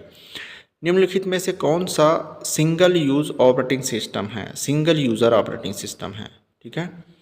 तो MS-DOS इसका जो है आंसर हो जाएगा दोस्तों। MS-DOS जो है सिंगल यूज़र ऑपरेटिंग सिस्टम के अंतर्गत आता है, ठीक है। तो आप ऑप्शन नंबर सी यानी कि 3 नंबर को करेंगे, MS-DOS इसका सही आंसर हो जाएगा। अगला प्रश्न देते हैं दोस्तों 21 नंबर का, वर्चुअल मेमोरी का साइज निम्नलिखित में से किस पर आधारित होता है? वर्चुअल मेमोरी का साइज जो है एड्रेस बस पर आधारित होता है, ठीक है। मेमोरी एलोकेशन जो एक्सटर्नल फ्रेगमेंटेशन के अंतर्गत आता है, मेमोरी एलोकेशन जो एक्सटर्नल फ्रेगमेंटेशन के अंतर्गत आता है, डिमांड पेजिंग, स्वैपिंग, सेगमेंटेशन, इनमें से कोई नहीं। तो ऑप्शन आपको चारों में से बताना है दोस्तों। मेमोरी एलोकेशन जो एक्सटर्नल फ्रेगमेंटेशन के अंतर्गत आता है वो हो जाता है सेगमेंटेशन, ठीक है। निम्नलिखित में से कौन एप्लीकेशन सॉफ्टवेयर नहीं है? एप्लीकेशन सॉफ्टवेयर नहीं है, एप्लीकेशन सॉफ्टवेयर के अंतर्गत विंडोज़ 7 आएगा दोस्तों, ठीक है। विंडोज़ 7 जो है एप्लीकेशन सॉफ्टवेयर नहीं है। उसके बाद है निम्नलिखित में से कौन सा विंडोज़ 64 बिट को सपोर्ट करता है? तो ये हो जाएगा दोस्तों विंडोज़ XP, है ना। सबसे पहला विंडोज़ XP जो है 64 बिट को सपोर्ट करता है, ये आप इसका आंसर डालेंगे। निम्नलिखित में से किस विंडोज़ में स्टार्ट बटन नहीं होता है? तो दोस्तों इसका ऑप्शन सीधा बता देता हूँ, विंडोज़ 8। विंडोज़ 8 ऐसा है जिसमें स्टार्ट बटन जो है यहाँ पर नहीं होता है, ठीक है। विंडोज़ का साइन भले होता है वहाँ पर। उसके बाद देखते हैं दोस्तों अगला प्रश्न है प्रश्न नंबर 26, ठीक है। प्रश्न नंबर अगला है, यहाँ पर निम्नलिखित में से कौन सा ऑपरेटिंग सिस्टम एक समय में एक से ज़्यादा प्रोग्राम को सपोर्ट नहीं करता है? तो डॉस आएगा दोस्तों, डिस्क ऑपरेटिंग सिस्टम, है ना। एक से ज़्यादा प्रोग्राम को सपोर्ट ये नहीं करता है, तो इसका आंसर हो जाएगा 4 डी ऑप्शन। निम्नलिखित में से कौन सी कंडीशन है जो डेडलॉक का कारण बनती है? डेडलॉक का कारण बनती है तो इसमें डेडलॉक का कारण बनने का जो ऑप्शन है वो है mutual exclusion, hold and wait, circular wait and no promotion. ये सभी जो है इसके कारण बन जाते हैं। ऑपरेटिंग सिस्टम की सर्विस को एक्सेस करने के लिए इंटरफेस किसके द्वारा प्रदान किया जाता है? तो सिस्टम कॉल के द्वारा क्या किया जाता है? इंटरफेस प्रदान किया जाता है, ठीक है। निम्नलिखित में से कौन सा प्रोसेस सेलेक्ट करने के लिए शॉर्ट टर्म शेड्यूलर को CPU का नियंत्रण देता है? निम्नलिखित में से कौन प्रोसेस सेलेक्ट करने के लिए शॉर्ट टर्म शेड्यूल देता है, तो ये है डिस्पैचर। ठीक है, डिस्पैचर इसका जो है आंसर हो जाएगा। वह प्रोसेसर जो एग्जीक्यूट होने के लिए रेडी रहती है तथा वेट करती है, वे लिस्ट में कहाँ रखी जाती है। ठीक है, वे लिस्ट में कहाँ रखी जाती है बोल रहे हैं, तो ये हो जाएगा रेडी क्यू में इसको रखा जाता है। निम्नलिखित में से वह कौन सा एल्गोरिथम है जिसमें उस प्रोसेस को सीपीयू पहले एलोकेट किया जाता है जिस प्रोसेस की रिक्वेस्ट पहले आती है। ठीक है, यानी कि सीपीयू पहले एलोकेट किया जाता है जिस पर प्रोसेस की रिक्वेस्ट पहले आती है। तो इसमें दोस्तों फर्स्ट सर्व शेड्यूल आता है। यहाँ पर निम्नलिखित में से कौन रनिंग प्रोसेस को ब्लॉक कर सकता है, तो फॉर्क, रीड, डाउन, ये सभी। तो इसका आंसर हो जाएगा ये सभी, यानी कि ये तीनों जो है इसको ब्लॉक कर सकता है दोस्तों। इसका आंसर हो जाएगा ऑप्शन नंबर डी, ये सभी इसमें आपको टिक करना होगा। ठीक है, अब देखते हैं नेक्स्ट प्रश्न की ओर। प्रश्न नंबर 33 है, FCFS एल्गोरिथम है। ठीक है, एक बार फिर से सुन लीजिए प्रश्न को। FCFS एल्गोरिथम है ना, तो इसमें नॉन प्रिमिटिव है ना, नॉन प्रिमिटिव, ये इसका जो है आंसर हो जाएगा। निम्नलिखित में से कौन रनिंग प्रोसेस को इंटरप्ट नहीं करता है, निम्न में से कौन रनिंग प्रोसेस को इंटरप्ट नहीं करता है, तो ऑप्शन नंबर बी डिवाइस जो है इसका सही आंसर हो जाएगा। वर्ड प्रोसेसर के बारे में देखते हैं दोस्तों। तो यहाँ पर वर्ड प्रोसेसर में यहाँ पर ये जो प्रश्न है आपके सब आ जाता है। इसके बाद हम देखते हैं वस्तुनिष्ठ प्रश्न में हम आपको इम्पोर्टेंट प्रश्नों को कराएंगे। यहाँ पर बेस्ट से बेस्ट MCQ आपको देने का प्रयास करेंगे। ठीक है, तो यहाँ पर MS एक्सेल प्रश्न नंबर पहला आपके सामने है। MS एक्सेल क्या है? ठीक है, तो MS एक्सेल जो है उसका आंसर हो जाएगा विंडो पर आधारित स्प्रेडशीट पैकेज। ठीक है, एक्सेल में क्या करता है, स्प्रेडशीट इसको कहा जाता है। इसका दूसरा नाम अगर बोलें तो इसको स्प्रेडशीट भी कहा जाता है दोस्तों। ठीक है, यहाँ पर मैं आपको MCQ जो बता रहा हूँ ये कहीं ना कहीं कोई ना कोई एग्ज़ाम में आपको पूछा गया है और यह बहुत ही ज़्यादा इम्पोर्टेंट है। ये उस पैटर्न पर आधारित है जिस पर आप एग्ज़ाम दिलाने जाएंगे और पुराने प्रश्न पत्रों में इन सबको पूछा गया था दोस्तों। तो इनमें जो MS एक्सेल से संबंधित है, या मतलब एक प्रकार से बोल सकते हैं कि वर्ड से संबंधित है ना, वर्ड प्रोसेसिंग से संबंधित जो MS वर्ड है, विंडो है और पावर पॉइंट है, ये सब में इसको पूछा जाता है। ठीक है, तो पहला प्रश्न देख लिए दोस्तों। उसके बाद फिर हम चलते हैं सेकंड प्रश्न की ओर। प्रयोक्ता दस्तावेज को जन्म को नाम देता है उसे खाली स्थान कहते हैं। प्रयोक्ता दस्तावेज को जो नाम देता है उसे कहते हैं फाइल नेम। ठीक है, फाइल नेम कहा जाता है दोस्तों। किसी फाइल को हम उसका नाम देते हैं तो वह फाइल नेम कहलाता है। तो इसका आंसर हो जाएगा A नंबर का फाइल नेम। ठीक है, नेक्स्ट प्रश्न पर हम चलते हैं। माइक्रोसॉफ्ट एक्सेल किस वर्ष लॉन्च किया गया था? तो एक्सेल जो है 1986 में लॉन्च किया गया था। इसको याद रखिएगा दोस्तों। यह जो है CHPCL में पूछा गया था, है ना, 2019 में यह सवाल आया हुआ था। माइक्रोसॉफ्ट वर्ड फाइल का वर्तमान डिफ़ॉल्ट प्रारूप क्या है? माइक्रोसॉफ्ट वर्ड फाइल का वर्तमान डिफ़ॉल्ट रूप क्या है? तो इसका आंसर क्या हो जाता है .doc, है ना। जब किसी फाइल को हम सेव करते हैं तो उसका डिफ़ॉल्ट प्रारूप हो जाता है .doc। माइक्रोसॉफ्ट ऑफिस का नवीनतम संस्करण क्या है? ठीक है, नवीनतम संस्करण ये है 2019। उस समय के पेपर के हिसाब से ये प्रश्न को यहाँ पर दिया गया है दोस्तों। ठीक है, तो यहाँ पर नवीनतम संस्करण और भी आ गए हैं, उसको आप अपडेट कर लीजिएगा। माइक्रोसॉफ्ट ऑफिस का निजी सूचना प्रबंधक है, तो ये हो जाता है दोस्तों आउटलुक। ठीक है, माइक्रोसॉफ्ट ऑफिस का निजी सूचना प्रबंधक, ये CG व्यापम 2021 में पूछा गया था दोस्तों। पटवारी विभागीय परीक्षा 2021 में इसको पूछा गया था।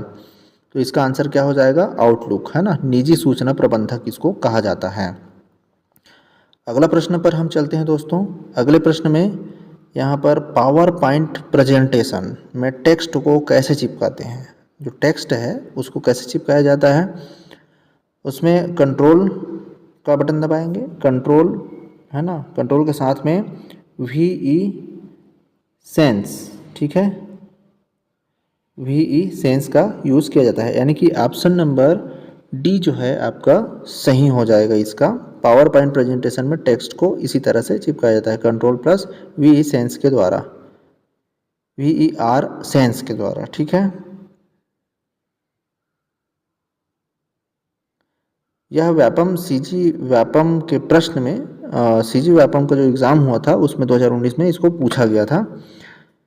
स्लाइड शो देखने के लिए कीबोर्ड का कौन सा की यूज़ किया जाता है, स्लाइड शो देखने के लिए, ठीक है, F5 का यूज़ इसमें किया जाता है। सीजी व्यापम में लेबर इंस्पेक्टर 2018 में इस प्रश्न को पूछा गया था दोस्तों, है ना, और TDHS 2014 यानी कि हॉस्टल वार्डन के एग्ज़ाम में भी इसको पूछा गया था। F5 का यूज़ किया जाता है स्लाइड शो देखने के लिए, है ना।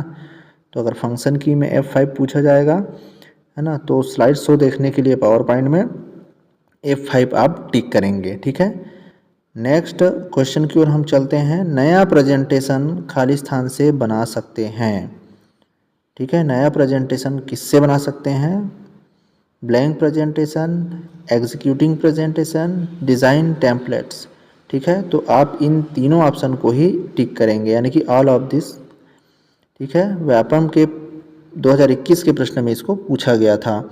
माइक्रोसॉफ्ट पावर पॉइंट में मैक्सिमम जूम प्रतिशत कितना है, तो ये होता है 400%, सॉरी 400% इसमें आप जूम कर सकते हैं। किसमें, माइक्रोसॉफ्ट पावर पॉइंट में आप कर सकते हैं। ये भी CROS, है ना, संयुक्त परीक्षा 2017 सीजी व्यापम का ही प्रश्न था। कंप्यूटर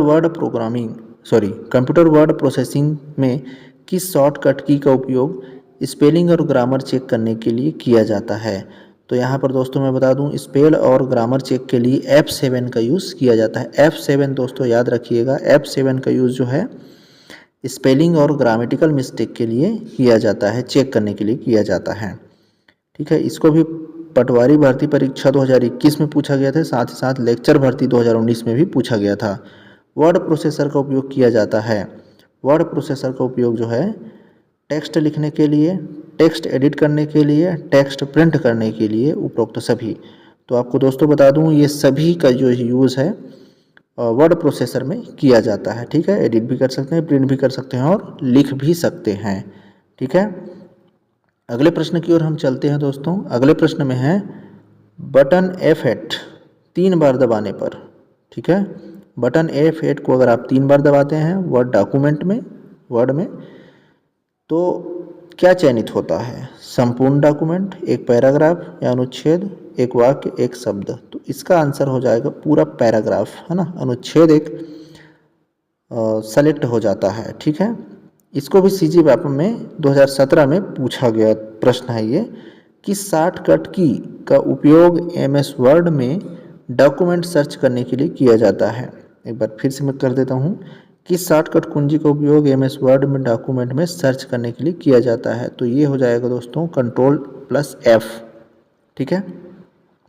Ctrl+F का यूज़ जो है सर्च करने के लिए, है ना, या फाइंड करने के लिए इसका यूज़ किया जाता है। निम्नलिखित में से कौन MS वर्ड फाइल का वैध विस्तार नहीं है, वैध विस्तार मतलब एक्सटेंशन नेम, ठीक है। .docx इसको आपको ऊपर में बताया गया था, यही प्रश्न जो है रिपीट किया गया है दोस्तों, ठीक है। तो इसका आंसर डी हो जाएगा। नेक्स्ट प्रश्न पर हम चलते हैं। साधारणतः फूटर कहाँ पर प्रिंट होता है, मैं आपको बता दूं, फूटर अगर लगाएंगे तो सभी पृष्ठ पर ये अप्लाई हो जाते हैं, ऑलरेडी सभी पृष्ठ पर अप्लाई हो जाते हैं। सीजी व्यापम के पटवारी एग्ज़ाम में इसको पूछा गया था, 2019 में इसको पूछा गया था। अगला प्रश्न देखते हैं दोस्तों। निम्नलिखित में से कौन MS वर्ड 2007 के लिए एक मान्य फाइल एक्सटेंशन है, MS वर्ड के लिए, ठीक है। तो MS वर्ड के लिए भी .docx का यूज़ किया जाता है, .docx का यूज़ किया जाता है। 2007 पूछा गया दोस्तों, MS वर्ड 2007 में फाइल एक्सटेंशन इसी के नाम से आता है, docx। Word programming word processing programming. ठीक है, इसके लिए ऑप्शन जो है आपका क्या हो जाएगा, वर्ड प्रोसेसिंग प्रोग्रामिंग। ठीक, इस प्रश्न को भी 2019 में पूछा गया था। MS वर्ड में कौन सा फॉन्ट का स्टाइल नहीं है, तो ये सुपर स्क्रिप्ट जो है फॉन्ट का स्टाइल नहीं है दोस्तों। ठीक है, अंडरलाइन, इटैलिक और बोल्ड ये तीनों होते हैं। उसके बाद फिर सुपर स्क्रिप्ट जो है, सब स्क्रिप्ट और सुपर स्क्रिप्ट अलग अलग होता है। अगला प्रश्न देखते हैं, MS वर्ड में किस शॉर्टकट की का उपयोग चयनित टेक्स्ट को इटैलिक करने के लिए किया जाता है, तो ये हो जाएगा दोस्तों Ctrl+1, है ना। कंट्रोल के साथ 1 दबाएंगे तो जो टेक्स्ट है वो क्या हो जाएगा, इटैलिक में चेंज हो जाएगा। एक टूल जिसका उपयोग कंप्यूटर में फॉर्मेट लेटर्स बनाने के लिए किया जाता है खालिस्तान कहलाता है, मेल मर्ज। ठीक है, एक टूल जिसका उपयोग कंप्यूटर में फॉर्म लेटर बनाने के लिए किया जाता है वो क्या कहलाता है, मेल मर्ज कहलाता है। ये भी CG WAPM 2018 पेपर में पूछा गया था। ठीक है, 2018 का जो पेपर हुआ था उसमें पूछा गया था HCD के एग्ज़ाम में। स्प्रेडशीट में डेटा को कैसे ऑर्गेनाइज होता है, स्प्रेडशीट में डेटा कैसे ऑर्गेनाइज होता है, तो रो एंड कॉलम्स के रूप में। ठीक है, स्प्रेडशीट जो है ना, आड़ा तिरछा के रूप में इसको कहा जाता है, स्प्रेडशीट के रूप में। इसका आंसर हो जाएगा एक्सेल वर्कबुक संग्रह है। ठीक है, एक्सेल वर्कबुक संग्रह है चार्ट का, वर्कबुक का, वर्कशीट का, 1 और 3 दोनों। ठीक है, तो यहाँ पर जो है ऑप्शन इसका हो जाएगा D, चार्ट और वर्कशीट। ठीक है, तो इसमें ऑप्शन नंबर C दिया है दोस्तों, इसको थोड़ा सा देख लीजिएगा। वर्ड प्रोसेसिंग फीचर जो पेज को हिस्सों में बांटता है कहलाता है कॉलम्स। ठीक है, इसका जो आंसर हो जाएगा क्या हो जाएगा, कॉलम्स जो है इसका आंसर हो जाएगा। CG WAPM 2018 में पूछा गया ये प्रश्न है, वर्ड प्रोसेसिंग फीचर जो पेज को 2 हिस्सों में क्या करती है, बांटती है, वो क्या कहलाता है, कॉलम कहलाते हैं। अगले प्रश्न की ओर हम चलते हैं दोस्तों। अगला प्रश्न है,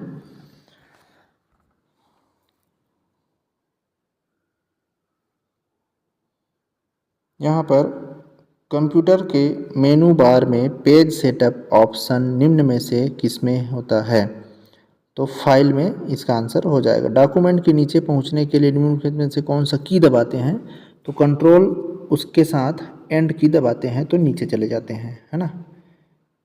डॉक्यूमेंट के सबसे नीचे जाने के लिए कंट्रोल और एंड को दबाते हैं तो हम वहाँ पर नीचे चले जाते हैं। ठीक है, पेज में नीचे चले जाते हैं।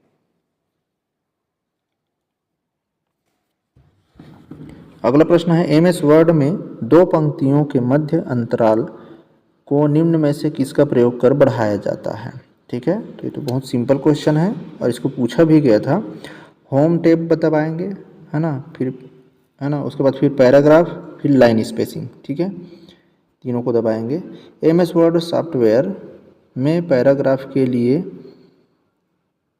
लिए गई अस्थायी लेफ्ट या राइट मार्जिन को कहते हैं इंडेंट कहा जाता है। इंडेंट जो होता है ना, गैप करने का, उसको कहा जाता है। तो इसका आंसर हो जाएगा A। MS वर्ड सॉफ्टवेयर में कितने प्रकार के पेज ओरिएंटेड उपलब्ध हैं, 2 प्रकार के पेज ओरिएंटेड हैं। कौन कौन सा, पोर्ट्रेट और लैंडस्केप। ठीक है, एक्सेल में एक नई वर्कबुक में डिफ़ॉल्ट रूप में वर्कशीट शामिल होते हैं। ठीक है, एक्सेल में एक नई वर्कबुक में डिफ़ॉल्ट रूप में वर्कशीट शामिल होते हैं। तो इसमें दोस्तों इसका जो आंसर है वो हो जाएगा ऑप्शन नंबर,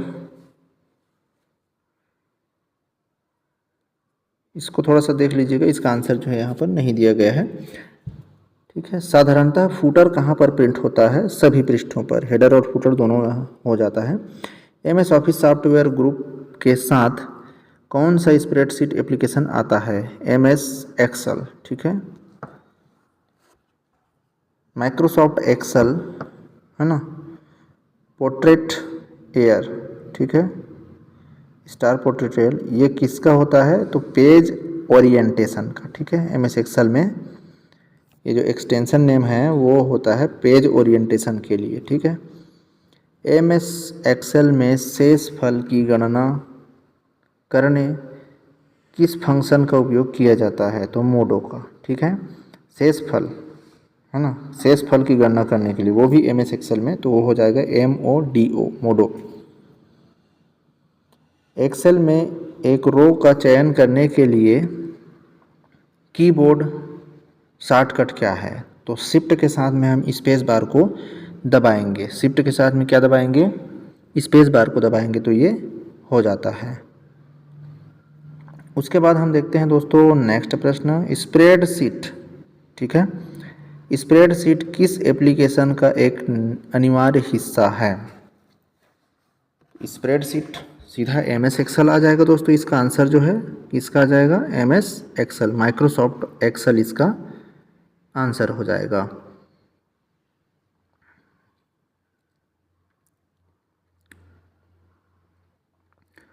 अगले प्रश्न की ओर अब हम चलते हैं। यहाँ पर MS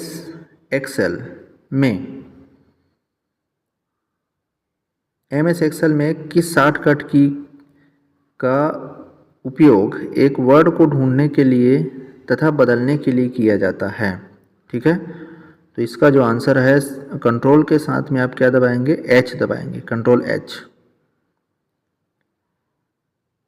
रो का चयन करने के बाद एक्सेल में एक रो डालने के लिए कीबोर्ड शॉर्टकट क्या है, तो कंट्रोल के साथ में आप +DB डालेंगे। वर्कशीट में निम्नलिखित में कौन सा एलिमेंट शामिल होता है, तो सभी विकल्प हैं, रो, सेल और कॉलम्स, ठीक है। इसमें वर्कशीट के अंतर्गत ये तीनों उपस्थित होते हैं, ठीक है। इसको भी 2019 में पूछा गया प्रश्न है ये, ठीक है। नेक्स्ट प्रश्न हम देखते हैं दोस्तों, निम्नलिखित में किस फंक्शन में कितनी न्यूमेरिक एंट्रीज है पता चलता है, ठीक है। एक्सेल में किस फंक्शन में कितनी न्यूमेरिक एंट्रीज है पता चलता है, तो ये हो जाएगा दोस्तों शायद इसमें सम है ना, तो सम में पता चल जाता है। स्लाइड प्रस्तुति के दौरान एक के बाद एक हाइपरलिंक का चयन कैसे करते हैं। स्लाइड प्रस्तुति के दौरान एक के बाद एक हाइपरलिंक का चयन कैसे करते हैं, तो टैब बटन के द्वारा, ठीक है। टैब के द्वारा इसका यूज़ किया जाता है, ठीक है। शिक्षक भर्ती 2019 में इसको पूछा गया था वर्ग 2 में। निम्नलिखित में से कौन MS पावर पॉइंट का एक्सटेंशन नेम है, ठीक है, तो PPT, ठीक है। पावर पॉइंट प्रेजेंटेशन इसको कहा जाता है, तो PPT इसका एक्सटेंशन नेम है। देखिए दोस्तों, यहाँ पर पावर पॉइंट का वैध विस्तार रूप कहा जाए तो एक्सटेंशन नेम ही होता है। अगला प्रश्न देते हैं, निम्नलिखित में से कौन सा MS पावर पॉइंट के होम टैब का हिस्सा नहीं है, तो होम टैब का हिस्सा नहीं है दोस्तों पावर पॉइंट के। होम टैब मतलब थीम होता है, फॉन्ट होता है, स्लाइड होता है और क्लिपबोर्ड होता है, तो इसका जो आंसर है वो हो जाएगा क्लिपबोर्ड, है ना। ये हिस्सा नहीं होता है, सॉरी, इसका आंसर हो जाएगा फॉन्ट। फॉन्ट जो है इसका हिस्सा नहीं होता है, तो ऑप्शन नंबर C जो है इसका सही आंसर हो जाएगा। प्रेजेंटेशन बनाने के लिए निम्नलिखित में से क्या उपयोग किया जाता है। प्रेजेंटेशन बनाने के लिए निम्नलिखित में से क्या उपयोग किया जाता है, तो पावर पॉइंट इसका आंसर हो जाएगा, ठीक है। तो इसका आंसर हो जाएगा C नंबर का ऑप्शन सही हो जाएगा। पावर पॉइंट में प्रेजेंटेशन बनाया जाता है। किस शॉर्टकट की का उपयोग MS पावर पॉइंट प्रेजेंटेशन में एक नई स्लाइड के लिए किया जाता है, तो कंट्रोल के साथ हम M दबाएंगे, तो क्या हो जाएगा, एक नई स्लाइड डालने के लिए इस की का यूज़ किया जाता है, कंट्रोल और M का यूज़ किया जाता है, ठीक है दोस्तों। अब चलते हैं अगले प्रश्न की ओर, है ना, जो कि हमारा वर्ड प्रोसेसर से ही संबंधित है, ठीक है। किस पावर पॉइंट व्यू में प्रेजेंटेशन का हर स्लाइड थंबनेल जैसा दिखता है और स्लाइडों को पुनर्व्यवस्थित करने में इस्तेमाल होता है, तो स्लाइड सॉर्टर, ठीक है। स्लाइड सॉर्टर में ये ऐसा दिखता है। टैब का उपयोग पावर पॉइंट प्रेजेंटेशन में कर स्लाइड मास्टर प्रदर्शित किया जा सकता है। तो किसके अंतर्गत कर सकते हैं इसको? व्यू के अंतर्गत इसको किया जा सकता है। ये भी सीजी व्यापम 2017 का जो प्रश्न हुआ था, है ना, उसमें इसको पूछा गया था। ठीक है, अगला प्रश्न हम देखते हैं दोस्तों। अगले प्रश्न के अंतर्गत कोई व्यक्ति स्लाइड शो कैसे कर सकता है? ठीक है, तो कोई व्यक्ति स्लाइड शो कैसे कर सकता है? तो एस्केप को दबाकर। ठीक है, इसका आंसर हो जाएगा एस्केप को दबाकर। एक स्लाइड निकास और अन्य प्रविष्टियों के बीच जाति प्रभाव लागू करने के लिए आप किस सुविधा का उपयोग किया?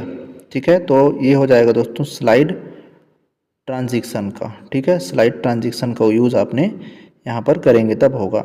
जब आप पावर पॉइंट प्रेजेंटेशन खोलते हैं तो बाएं पैनल पर कौन सा टैब उपलब्ध नहीं होता है? तो नोट्स का जो है नहीं उपलब्ध होता है दोस्तों, नोट्स का टैब नहीं उपलब्ध होता है। पावर पॉइंट प्रेजेंटेशन की स्लाइड में वांछित टेक्स्ट को खोजने हेतु प्रदत्त फाइंड टैब में उपलब्ध होता है। तो ये हो जाता है दोस्तों होम। होम इसका जो है सही आंसर हो जाएगा। अब दोस्तों देखते हैं कि हमारा नेट से संबंधित यानी कि इंटरनेट से संबंधित प्रश्नों को, तो इंटरनेट से संबंधित प्रश्नों के सीरीज़ में हम चलिए चलते हैं। वस्तुनिष्ठ से संबंधित प्रश्न में सबसे पहले हम प्रश्न को देखते हैं इंटरनेट के लिए। तो क्वेश्चन नंबर 1 है, खाली स्थान में एक ही ज़्यादा वेब पेज होते हैं जो वेब सर्वर पर स्थित होते हैं। ठीक है, तो इसका जो आंसर है दोस्तों क्या हो जाएगा? ऑप्शन नंबर डी जो है यानी कि साइट। इसको क्या कहा जाता है दोस्तों? इसको साइट कहा जाता है ना। एक ही ज़्यादा वेब पेज होते हैं जो वेब सर्वर पर स्थित होते हैं, वो कहलाता है साइट्स। ठीक है, तो यहाँ पर ऑप्शन नंबर डी आप टिक करेंगे। ठीक है, ऑप्शन नंबर डी जो है इसका सही आंसर हो जाएगा। दोस्तों चलिए अब देखते हैं नेक्स्ट नंबर का, अर्पा क्या है? तो अर्पा दोस्तों देखिए, अर्पा में यहाँ पर अमेरिका रक्षा विभाग जिसने नेट की स्थापना की, है ना, ये जो है इसका सही आंसर हो जाएगा। ऑप्शन नंबर ए को आप टिक करिएगा। ठीक है, उसके बाद फिर चलते हैं दोस्तों नेक्स्ट नंबर के प्रश्न पर। कामविन क्या है? ठीक है, CALAM, कामविन क्या है? तो इंटरनेट से संबंधित प्रश्न को हम देख रहे हैं। तो कामविन क्या है, इस पर आपको टिक करना है। ओपन सोर्स की रियल टाइम वायरस, है ना, तो इसका जो आंसर है दोस्तों रियल टाइम वायरस जो है आंसर हो जाएगा। HTML का पूरा नाम, इस प्रश्न को आपने कई बार किया है दोस्तों। हाइपर टेक्स्ट क्या हो जाएगा इसका? हाइपर टेक्स्ट मार्कअप लैंग्वेज इसका सही आंसर हो जाएगा। ऑर्कुट है, ऑर्कुट क्या हो जाएगा दोस्तों? ये है सोशल नेटवर्किंग साइट, है ना। ऑर्कुट जो है क्या हो जाएगा? सोशल नेटवर्किंग साइट हो जाएगा।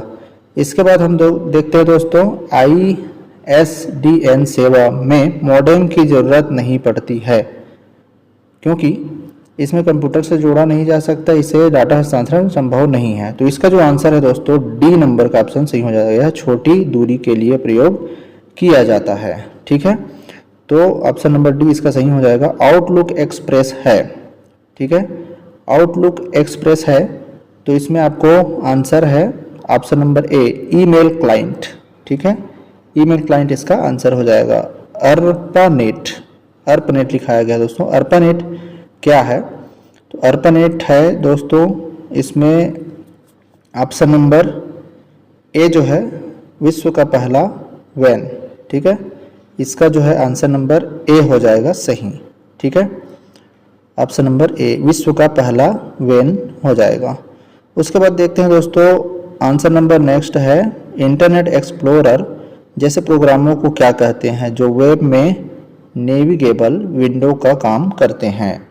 ठीक है, तो इनमें से आपको ऑप्शन बताना है hypertext, internet, web browser, network. तो इनमें से इसका जो आंसर है दोस्तों वेब ब्राउज़र इसका सही आंसर हो जाएगा। ठीक है, इसके बाद है इंटरनेट क्या है। ठीक है, आपको बताना है इंटरनेट क्या है दोस्तों। तो इंटरनेट है नेटवर्कों का बड़ा नेट। ये जो है ऑप्शन सही हो जाएगा, ऑप्शन नंबर ए, नेटवर्कों का बड़ा नेटवर्क। ठीक है, इंटरनेट का प्रोटोकॉल है, इंटरनेट का जो प्रोटोकॉल है वो हो जाएगा दोस्तों TCP/IP, है ना, ये दोनों को प्रोटोकॉल कहा जाता है। इंटरनेट क्या है, ठीक है, तो इंटरनेट बहुत सिंपल प्रश्न है ये, कंप्यूटर आधारित अंतर्राष्ट्रीय सूचनाओं का यंत्र, ठीक है, ऑप्शन नंबर सी जो है इसका सही हो जाएगा। इंटरनेट पर फ्लेमिंग शब्द का अर्थ होता है, फ्लेमिंग दोस्तों मैं बता दूं ऑप्शन नंबर बी, गाली के लिए, ठीक है, इंटरनेट के संदर्भ में है ये। इंटरनेट से कंप्यूटर पर किसी फाइल को सेव करने को खाली स्थान कहते हैं, तो डाउनलोडिंग, ठीक है, इसका जो आंसर है वो क्या हो जाएगा सी, ऑप्शन नंबर सी जो है आंसर हो जाएगा, यानी कि डाउनलोडिंग इसका आंसर हो जाएगा।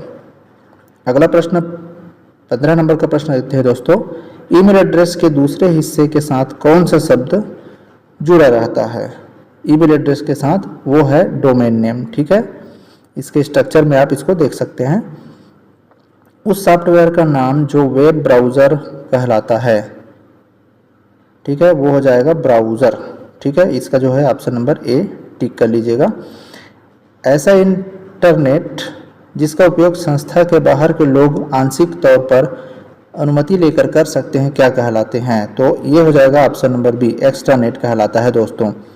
ऐसी युक्ति जो आंकड़ों को आवेगों में परिवर्तित करती है तथा इन्हें टर्मिनल से कंप्यूटर को और दूसरे कंप्यूटर से टर्मिनल को टेलीफोन लाइन पर संप्रेषित करती है, वह है मोडेम कहलाएगा दोस्तों, है ना। इसका जो आंसर है वो क्या हो जाएगा मोडेम, आंसर नंबर सी जो है इसका सही हो जाएगा। अगला प्रश्न चलते हैं दोस्तों, ऐसे वायरस जो वैध की तरह दिखते हैं और कुछ काम करते हैं और डेटा की क्षति होती है उसे क्या कहते हैं? तो ऑप्शन नंबर ए इसका सही हो जाएगा दोस्तों। अगला प्रश्न चलते हैं हम, ऑप्शन नंबर ए है ट्रोजन्स, ठीक है, ये इसका सही आंसर हो जाएगा। अगला प्रश्न हम चलते हैं दोस्तों, क्वेश्चन नंबर है 20। क्वेश्चन नंबर 20 है, यहाँ पर किसी नेटवर्क के विभिन्न नोडों के बीच संदेश के अंतरण और संग्रहण के लिए प्रयोग में लाई गई तकनीक को कहते हैं? तो ईमेल कहा जाता है दोस्तों।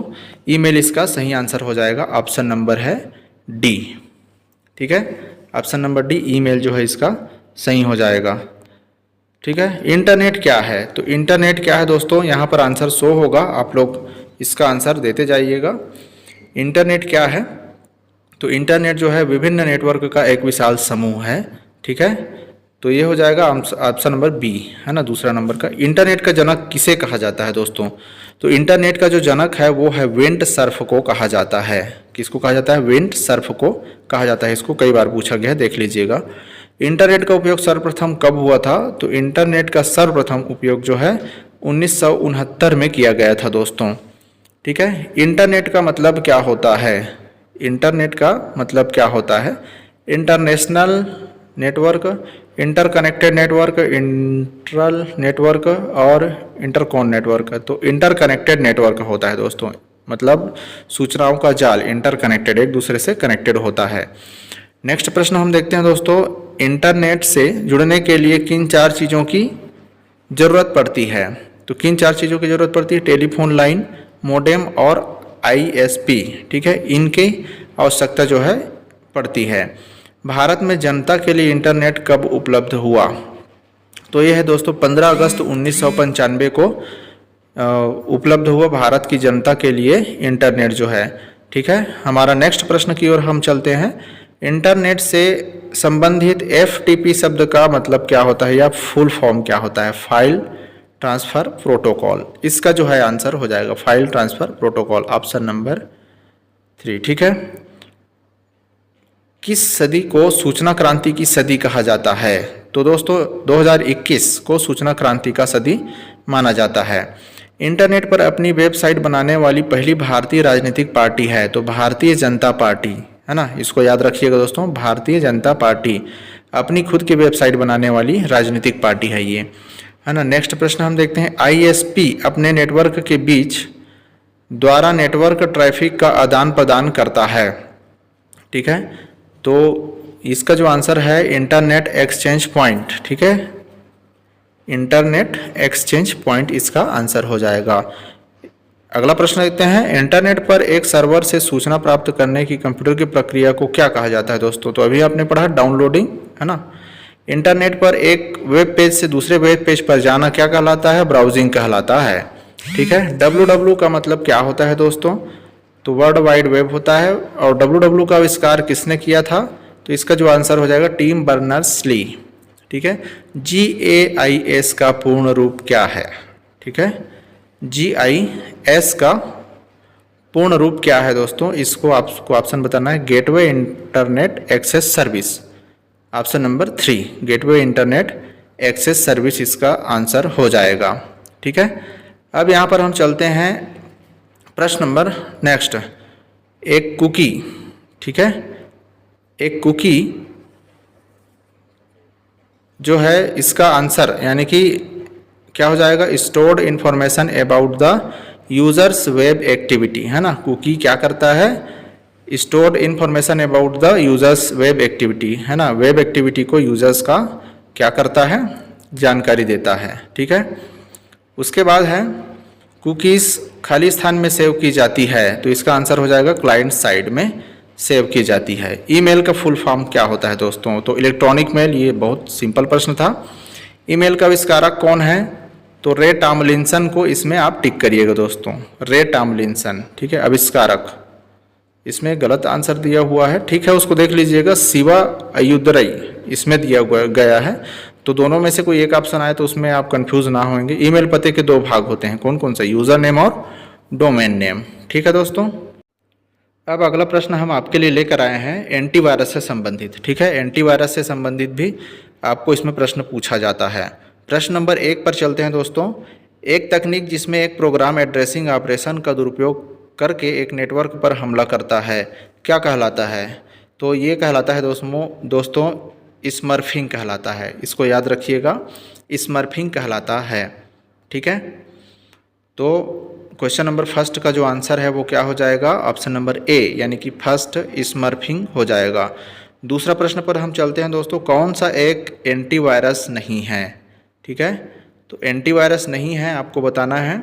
इनमें से मैकफी, नॉर्टन और क्विक हॉर्स, है ना। तो यहाँ पर क्विक हॉर्स जो है एंटीवायरस नहीं है।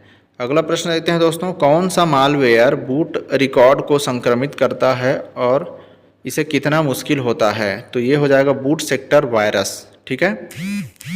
बूट सेक्टर वायरस इसका आंसर हो जाएगा। कंप्यूटर एंटीवायरस का उदाहरण है। कंप्यूटर एंटीवायरस का उदाहरण है दोस्तों यहाँ पर सभी उपरोक्त सभी जो है इसके आंसर, नॉर्टन, मैकफी और डॉक्टर सलोमान टूल किट, ये सभी इसके आंसर हो जाएंगे। अब इसके बाद देखते हैं दोस्तों अगला प्रश्न, प्रश्न नंबर 5वां एंटीवायरस से संबंधित। कंप्यूटर चालू होने पर क्या एग्जीक्यूट करता है? ठीक है। तो बूट सेक्टर को क्या करता है? एग्जीक्यूट करता है। वायरस का नाम क्या है जो उपयोगी एप्लीकेशन के रूप में डाउनलोड या एग्जीक्यूट करने का नाटक कर उपयोगकर्ता को मूर्ख बनाती है? ठीक है। तो ट्रोजन हॉर्स इसका आंसर हो जाएगा दोस्तों। इसके पहले वाले प्रश्न में भी मैं आपको ट्रोजन हॉर्स के बारे में बताया था। यह सॉफ्टवेयर जो कि आपको किसी अन्य कंप्यूटर के उपयोग का आधिकारिक हक प्रदान करता है कहलाती है। ठीक है। तो ये क्या कहलाता है दोस्तों? इसका जो आंसर हो जाएगा वो होगा वर्म। ठीक है। नहीं सॉरी दोस्तों, इसका जो आंसर है वो हो जाएगा रूट किट। ठीक, रूट किट जो है इसका सही आंसर हो जाएगा। किसी व्यक्ति की पहचान की हेराफेरी कर किसी व्यक्ति की गोपनीय सूचना प्राप्त करना किस प्रकार का प्रयास है? ठीक है। किस प्रकार का प्रयास है? तो ये है आंसर नंबर सी, फिशिंग कहलाता है दोस्तों, यानी कि फिशिंग स्कीम इसका सही आंसर हो जाएगा। ठीक है। आप अगला प्रश्न देखते हैं। निम्न में से कौन सा हैकिंग टूल नहीं है?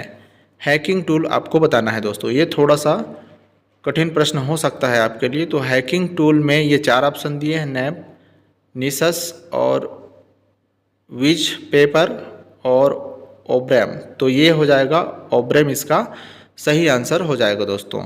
एग्जीक्यूटेबल और बूट सेक्टर्स दोनों को प्रभावित करता है। कौन प्रभावित करता है? बूट सेक्टर वायरस इसका आंसर हो जाएगा, है ना। Answer option number B. एक कंप्यूटर वायरस जो आमतौर पर खुद ही अन्य कंप्यूटर प्रोग्राम पर हमला करता है कहलाता है ट्रोजन हॉर्स। ठीक है। चेरनोबिल कंप्यूटर वायरस को खाली स्थान संचालित किया जाता था। ठीक है। तो यहाँ पर आप आंसर इसका लगाएंगे, चेरनोबिल कंप्यूटर वायरस को संचालित किया जाता था। ये है सिस्टम बायोस को नुकसान पहुँचाने के लिए। ठीक है। बायोस बेसिक इनपुट आउटपुट को नुकसान पहुँचाने के लिए। ठीक है। कंप्यूटर में कौन सा भाग वायरस से प्रभावित होता है? दोस्तों मैं आपको बता दूं ये सभी भाग जो हैं वायरस से प्रभावित होता है। तो इसका आंसर जो है क्या हो जाएगा? उपर्युक्त सभी। हार्डवेयर, सॉफ्टवेयर, कंप्यूटर प्रोग्राम, इन सब को जो है वायरस द्वारा प्रभावित किया जाता है या प्रभावित होता है। अगला प्रश्न देखते हैं, आपको कंप्यूटर और बाहरी दुनिया के बीच बाधा उत्पन्न करता है। तो ये हो जाएगा दोस्तों फायरवॉल। ठीक है। फायरवॉल एक प्रकार का प्रोटेक्शन की तरह काम करता है दोस्तों।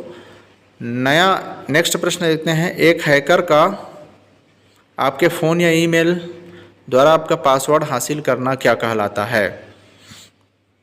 ये फिशिंग कहलाता है दोस्तों। तो इसका आंसर हो जाएगा फिशिंग। ठीक है। Option number B. Computer virus program सामान्य खाली स्थान में छुपा होता है। 1 और 2 ऑप्शन, यानी कि ऑपरेटिंग सिस्टम में और एप्लीकेशन प्रोग्राम में यह छुपा होता है।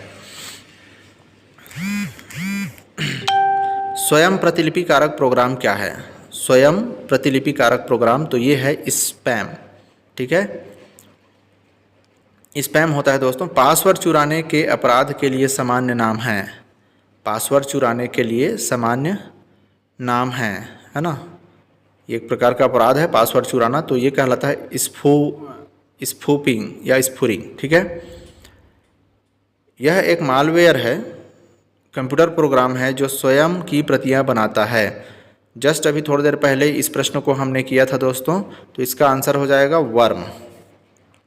ठीक है। कंप्यूटर एंटीवायरस का दूसरा नाम क्या है? तो कंप्यूटर एंटीवायरस को अब वैक्सीन के नाम से भी जाना जाता है दोस्तों। ठीक है। तो वैक्सीन इसका करेंगे ठीक। कंप्यूटर वायरस खाली स्थान है। ठीक है। तो कंप्यूटर वायरस क्या है? एक प्रकार का कंप्यूटर कोड है दोस्तों। ठीक है। कंप्यूटर कोड ही है। अगला प्रश्न हम देखते हैं, बूट वायरस के लिए निम्न में से कौन सा कथन सही है? बूट वायरस के लिए। ठीक है। तो इसमें लगभग इसका जो ऑप्शन है, तीनों ऑप्शन जो है सही हो जाएगा, यानी कि आंसर नंबर डी सही हो जाएगा। ठीक है। निम्न में से क्या कंप्यूटर के लिए नुकसानदायक है? ठीक है। तो ये हो जाएगा दोस्तों वायरस। वायरस ही कंप्यूटर के लिए नुकसानदायक होता है। अगले प्रश्न पर हम चलते हैं दोस्तों, ट्रेड माइक्रो क्या है? तो यह सिर्फ एक प्रोग्राम होता है ट्रेड माइक्रो, याद रखिएगा दोस्तों इसको। एंटीवायरस सॉफ्टवेयर किस प्रकार का सॉफ्टवेयर है? एंटीवायरस सॉफ्टवेयर तो ये है यूटिलिटी सॉफ्टवेयर के अंतर्गत इसको कहा जाता है दोस्तों। ठीक है। तो ये तो रहे एंटीवायरस से संबंधित प्रश्न। अब हम हॉस्टल वार्डन से संबंधित हम चलते हैं मल्टीमीडिया में। मल्टीमीडिया के प्रश्नों पर हम चलते हैं। मल्टीमीडिया से संबंधित प्रश्न में आपको कई तरह के प्रश्न पूछा जाता है दोस्तों, है ना। उदाहरण के लिए मैं आपको इसमें प्रश्न को शामिल किया हूँ। ठीक है। तो पहला प्रश्न हम देखते हैं इसमें, निम्न में से मल्टीमीडिया के ऑब्जेक्ट क्या हैं? ठीक है। तो मल्टीमीडिया के आपको ऑब्जेक्ट बताना है, टेक्स्ट, वीडियो, ऑडियो, ये सभी। तो इसका जो आंसर है हो जाएगा दोस्तों सभी। इसका आंसर क्या हो जाएगा? All of the above. ठीक है। सभी आंसर को आप टिक करिएगा। ठीक है। प्रश्न नंबर अब 2 देखते हैं दोस्तों, हम किसी वीडियो फाइल के साइज को कैसे कम कर सकते हैं? किसी वीडियो फाइल के साइज को कम कैसे कर सकते हैं? तो कंप्रेस किया जाता है दोस्तों। तो वीडियो का जो फाइल है वो कंप्रेस हो जाता है। जेपीईजी का पूरा नाम क्या है? तो ज्वाइंट फोटोग्राफिक एक्सपर्ट ग्रुप होता है दोस्तों। इसको भी कई बार पूछा गया है, ज्वाइंट फोटोग्राफिक एक्सपर्ट ग्रुप। ठीक है। अगला प्रश्न हम देखते हैं, ये मल्टीमीडिया से संबंधित प्रश्न चल रहा है। प्रश्न नंबर 4 है, 2 या उससे ज़्यादा इमेज को मिलाकर एक नई इमेज बनाने की तकनीक को क्या कहते हैं? तो ये कहलाता है दोस्तों मॉर्फिंग कहलाता है, मॉर्फिंग। ठीक है। जीआईएफ का पूरा नाम क्या है दोस्तों? जीआईएफ का पूरा नाम है ग्राफिक इंटरचेंज फॉर्मेट। ठीक है। ग्राफिक इंटरचेंज फॉर्मेट इसको कहा जाता है, जीआईएफ को, है ना। जो हम लोग अभी व्हाट्सएप वगैरह में सेंड करते हैं ना GIF करके, उसका फुल फॉर्म होता है। अगला प्रश्न है, निम्नलिखित में से किस प्रकार के कंप्रेशन में क्वालिटी का लॉस है ना, यानी कि हानि होता है? तो इसमें आंसर हो जाएगा लूजी, है ना, ऑप्शन नंबर ए सही हो जाएगा। MMS का फुल फॉर्म क्या होता है दोस्तों? तो इसका होता है मल्टीमीडिया मैसेजिंग सिस्टम, इसको आप टिक करेंगे, ऑप्शन नंबर बी, यानी कि दूसरा जो है ऑप्शन इसका सही हो जाएगा। वीडियो कंप्रेशन के कितने प्रकार होते हैं? तो 2 ही प्रकार होते हैं दोस्तों, मैं आपको बताना चाहता हूँ। वीडियो कंप्रेशन, केवल वीडियो कंप्रेशन 2 ही प्रकार से किया जा सकता है। अगला प्रश्न देखते हैं, निम्न में से कौन सी इमेज फाइल लूसी फॉर्मेट में होती है? ठीक है, तो अभी आपने ऊपर में पढ़ा है JPEG, ठीक है, ये फॉर्मेट जो है लूसी फॉर्मेट में होती है। अगले प्रश्न की ओर हम चलते हैं। 3D एनिमेशन का तो नाम आपने सुना ही होगा दोस्तों। 3D एनिमेशन को क्रिएट करने में कितने स्टेप्स लगते हैं? तो इसमें 3 स्टेप फॉलो करने के बाद एनिमेशन जो है पूरा होता है दोस्तों। एनालॉग वेव्स यानी कि एनालॉग तरंगे को डिजिटल फॉर्मेट में बदलने की प्रक्रिया को क्या कहते हैं? तो साउंड फोर्ज कहलाता है दोस्तों, साउंड फोर्ज इसको कहा जाता है। अगला प्रश्न हम चलते हैं, इमेज के सबसे छोटे वर्जन को कहते हैं। इमेज के सबसे छोटे वर्जन को क्या कहा जाता है दोस्तों? ये है थंबनेल, ठीक है, जैसे यूट्यूब वगैरह में हम लोग लगाते हैं तो वो सबसे छोटा वर्जन होता है इमेज का।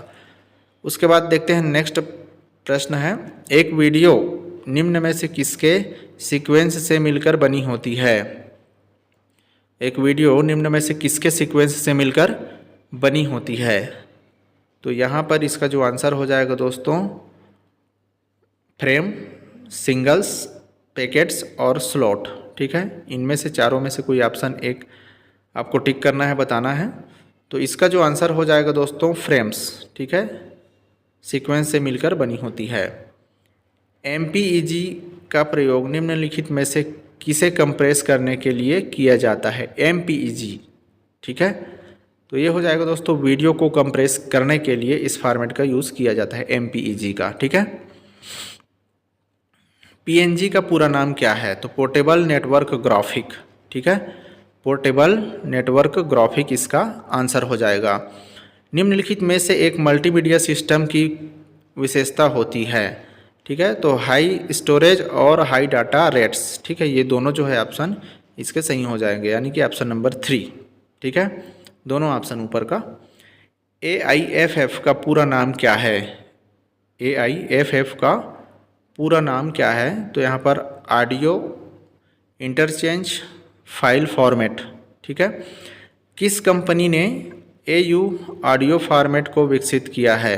तो सन, SUN, सन कंपनी ने AU ऑडियो फॉर्मेट को क्या किया है? बनाया है।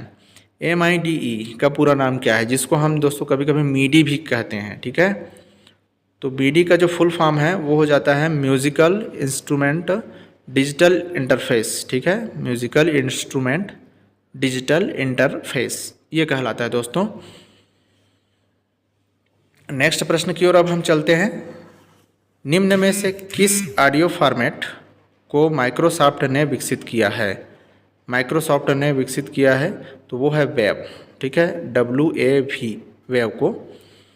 कंप्यूटर स्क्रीन में सबसे छोटे पॉइंट को कहते हैं? तो ये हो जाएगा दोस्तों पिक्सल, पिक्सल इसका आंसर हो जाएगा। AVI का पूरा नाम क्या है? AVI ऑडियो वीडियो इंटरलिव्ड, ठीक है, ऑडियो वीडियो इंटरलिव्ड इसका पूरा नाम है AVI का, ठीक है। नेक्स्ट प्रश्न चलते हैं दोस्तों, MPEG का पूरा नाम क्या है? ये आपने अभी कुछ समय पहले आपने पढ़ा था, मोशन पिक्चर एक्सपर्ट ग्रुप, ठीक है, जैसे JPEG का फुल फॉर्म पढ़े थे, इसी तरह से इसका मोशन पिक्चर एक्सपर्ट ग्रुप हो जाएगा। किस कंपनी ने क्विक टाइम फॉर्मेट को विकसित किया है? किस कंपनी ने क्विक टाइम फॉर्मेट को विकसित किया है? तो एप्पल कंपनी को आप टिक करेंगे दोस्तों, ठीक है। अगला प्रश्न है, VRML का पूरा नाम क्या है? VRML, ठीक है, इसका होता है वर्चुअल रियलिटी मार्कअप लैंग्वेज, ठीक है। CBT का फुल फॉर्म क्या होता है? इसको तो आप सभी जानते ही हैं दोस्तों, कंप्यूटर बेस्ड है ना ट्रेनिंग इसको कहा जाता है। AVI फॉर्मेट में स्टोर हुई वीडियो फाइल का एक्सटेंशन क्या होता है? तो वो होता है दोस्तों AVI, ठीक है, उसी के नाम से है। निम्नलिखित में से कौन सी फाइल सबसे ज़्यादा कठिन तकनीक का प्रयोग करती है? तो JPG है ना, इसका आंसर हो जाएगा। फोटोग्राफिक कार्य के लिए कौन सा अच्छा नहीं होता है? इसमें ध्यान रखिएगा, अच्छा नहीं होता है। तो GIF, ठीक है, ये अच्छा नहीं होता है दोस्तों। निम्नलिखित में से कौन सा फाइल फॉर्मेट फोटोशॉप के लिए है? तो फोटोशॉप के लिए हो जाता है PSD, है ना, ये फाइल फॉर्मेट जो है होता है। अगला प्रश्न देखते हैं दोस्तों, CD और DVD से संबंधित है। तो प्रश्न नंबर 1 पर चलते हैं हमारा CD DVD के अंतर्गत। Which technology is used in compact disc, ठीक है, तो यहाँ पर हो जाएगा लेज़र टेक्निक का यूज़ इसमें किया जाता है दोस्तों, है ना। तो ऑप्शन नंबर B इसका सही हो जाएगा।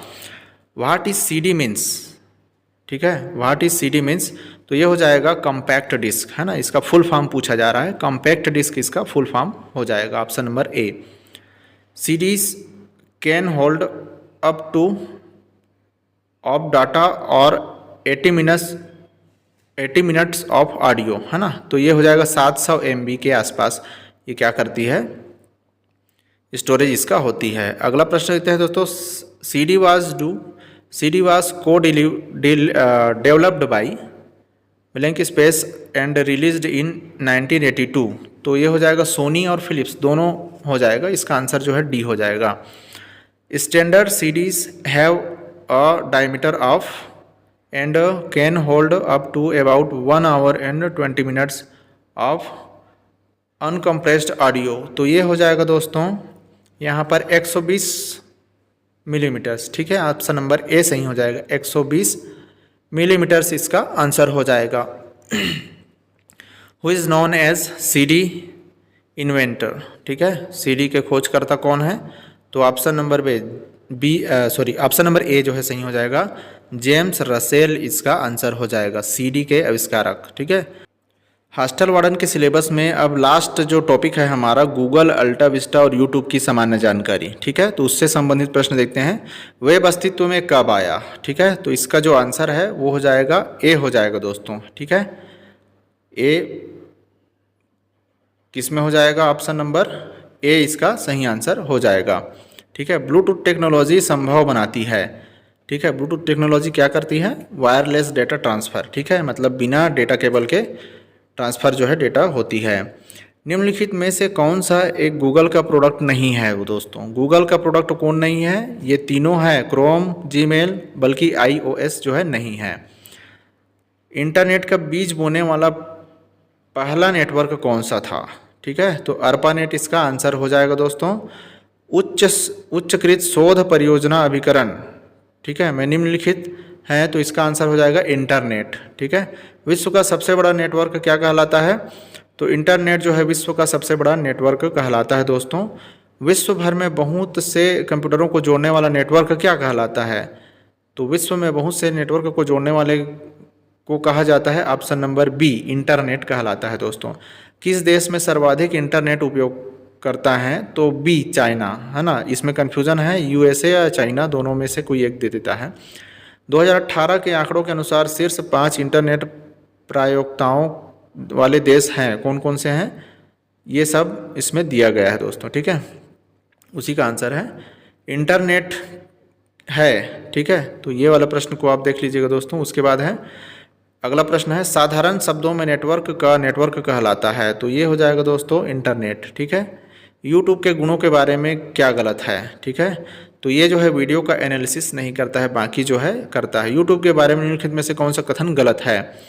तो यहाँ पर दोस्तों मैं बता दूँ, यहाँ पर 2005 में तो इसकी स्थापना हुई है, गूगल द्वारा दी जाने वाली सेवा है, यह एक प्रकार का ऑनलाइन सोशल नेटवर्क है। ये गलत है दोस्तों, ऑनलाइन सोशल नेटवर्क यह नहीं है, ठीक है। तो इसका जो आंसर है वो A हो जाएगा। यूट्यूब पर पहला वीडियो किसने अपलोड किया था, ठीक है, यूट्यूब पर पहला वीडियो किसने अपलोड किया था? तो इसका जो आंसर है वो हो जाएगा जावेद करीम के द्वारा अपलोड किया गया था दोस्तों, या पोस्ट किया गया था बोल सकते हैं, ठीक है। यह 2019 में पूछा गया प्रश्न है दोस्तों, यूट्यूब पर पहली बार पोस्ट किसने किया था? तो जावेद करीम। पहला यूट्यूब वीडियो कब अपलोड किया गया था? पहला यूट्यूब अपलोड जो है 2005 में अपलोड किया गया था, उसी वर्ष इसका स्थापना भी हुआ था, ठीक है। निम्न में से कौन सा ईमेल एड्रेस का सही तरीका है? ठीक है, तो ये ऑप्शन नंबर बी हो जाएगा, नेम, फिर @ वेबसाइट होता है, फिर .info, इन्फॉर्मेशन जो भी आपका देना है। ठीक है, इसको भी सीजी व्यापम 2019 में इस प्रश्न को पूछा गया था। वह कंप्यूटर व्यवस्था जो देशों को जोड़ती है तथा विभिन्न देशों से सूचना संकलित कर सैटेलाइट द्वारा विश्व में पहुंचाती है, उसे क्या कहते हैं दोस्तों? तो ये हो जाएगा आपका ऑप्शन नंबर सी, इंटरनेट ही तो कहा जाता है। किसी बाहरी संस्था को इंटरनल वेब पेजों को एक्सेस करने देना कहलाता है, क्या कहलाता है दोस्तों?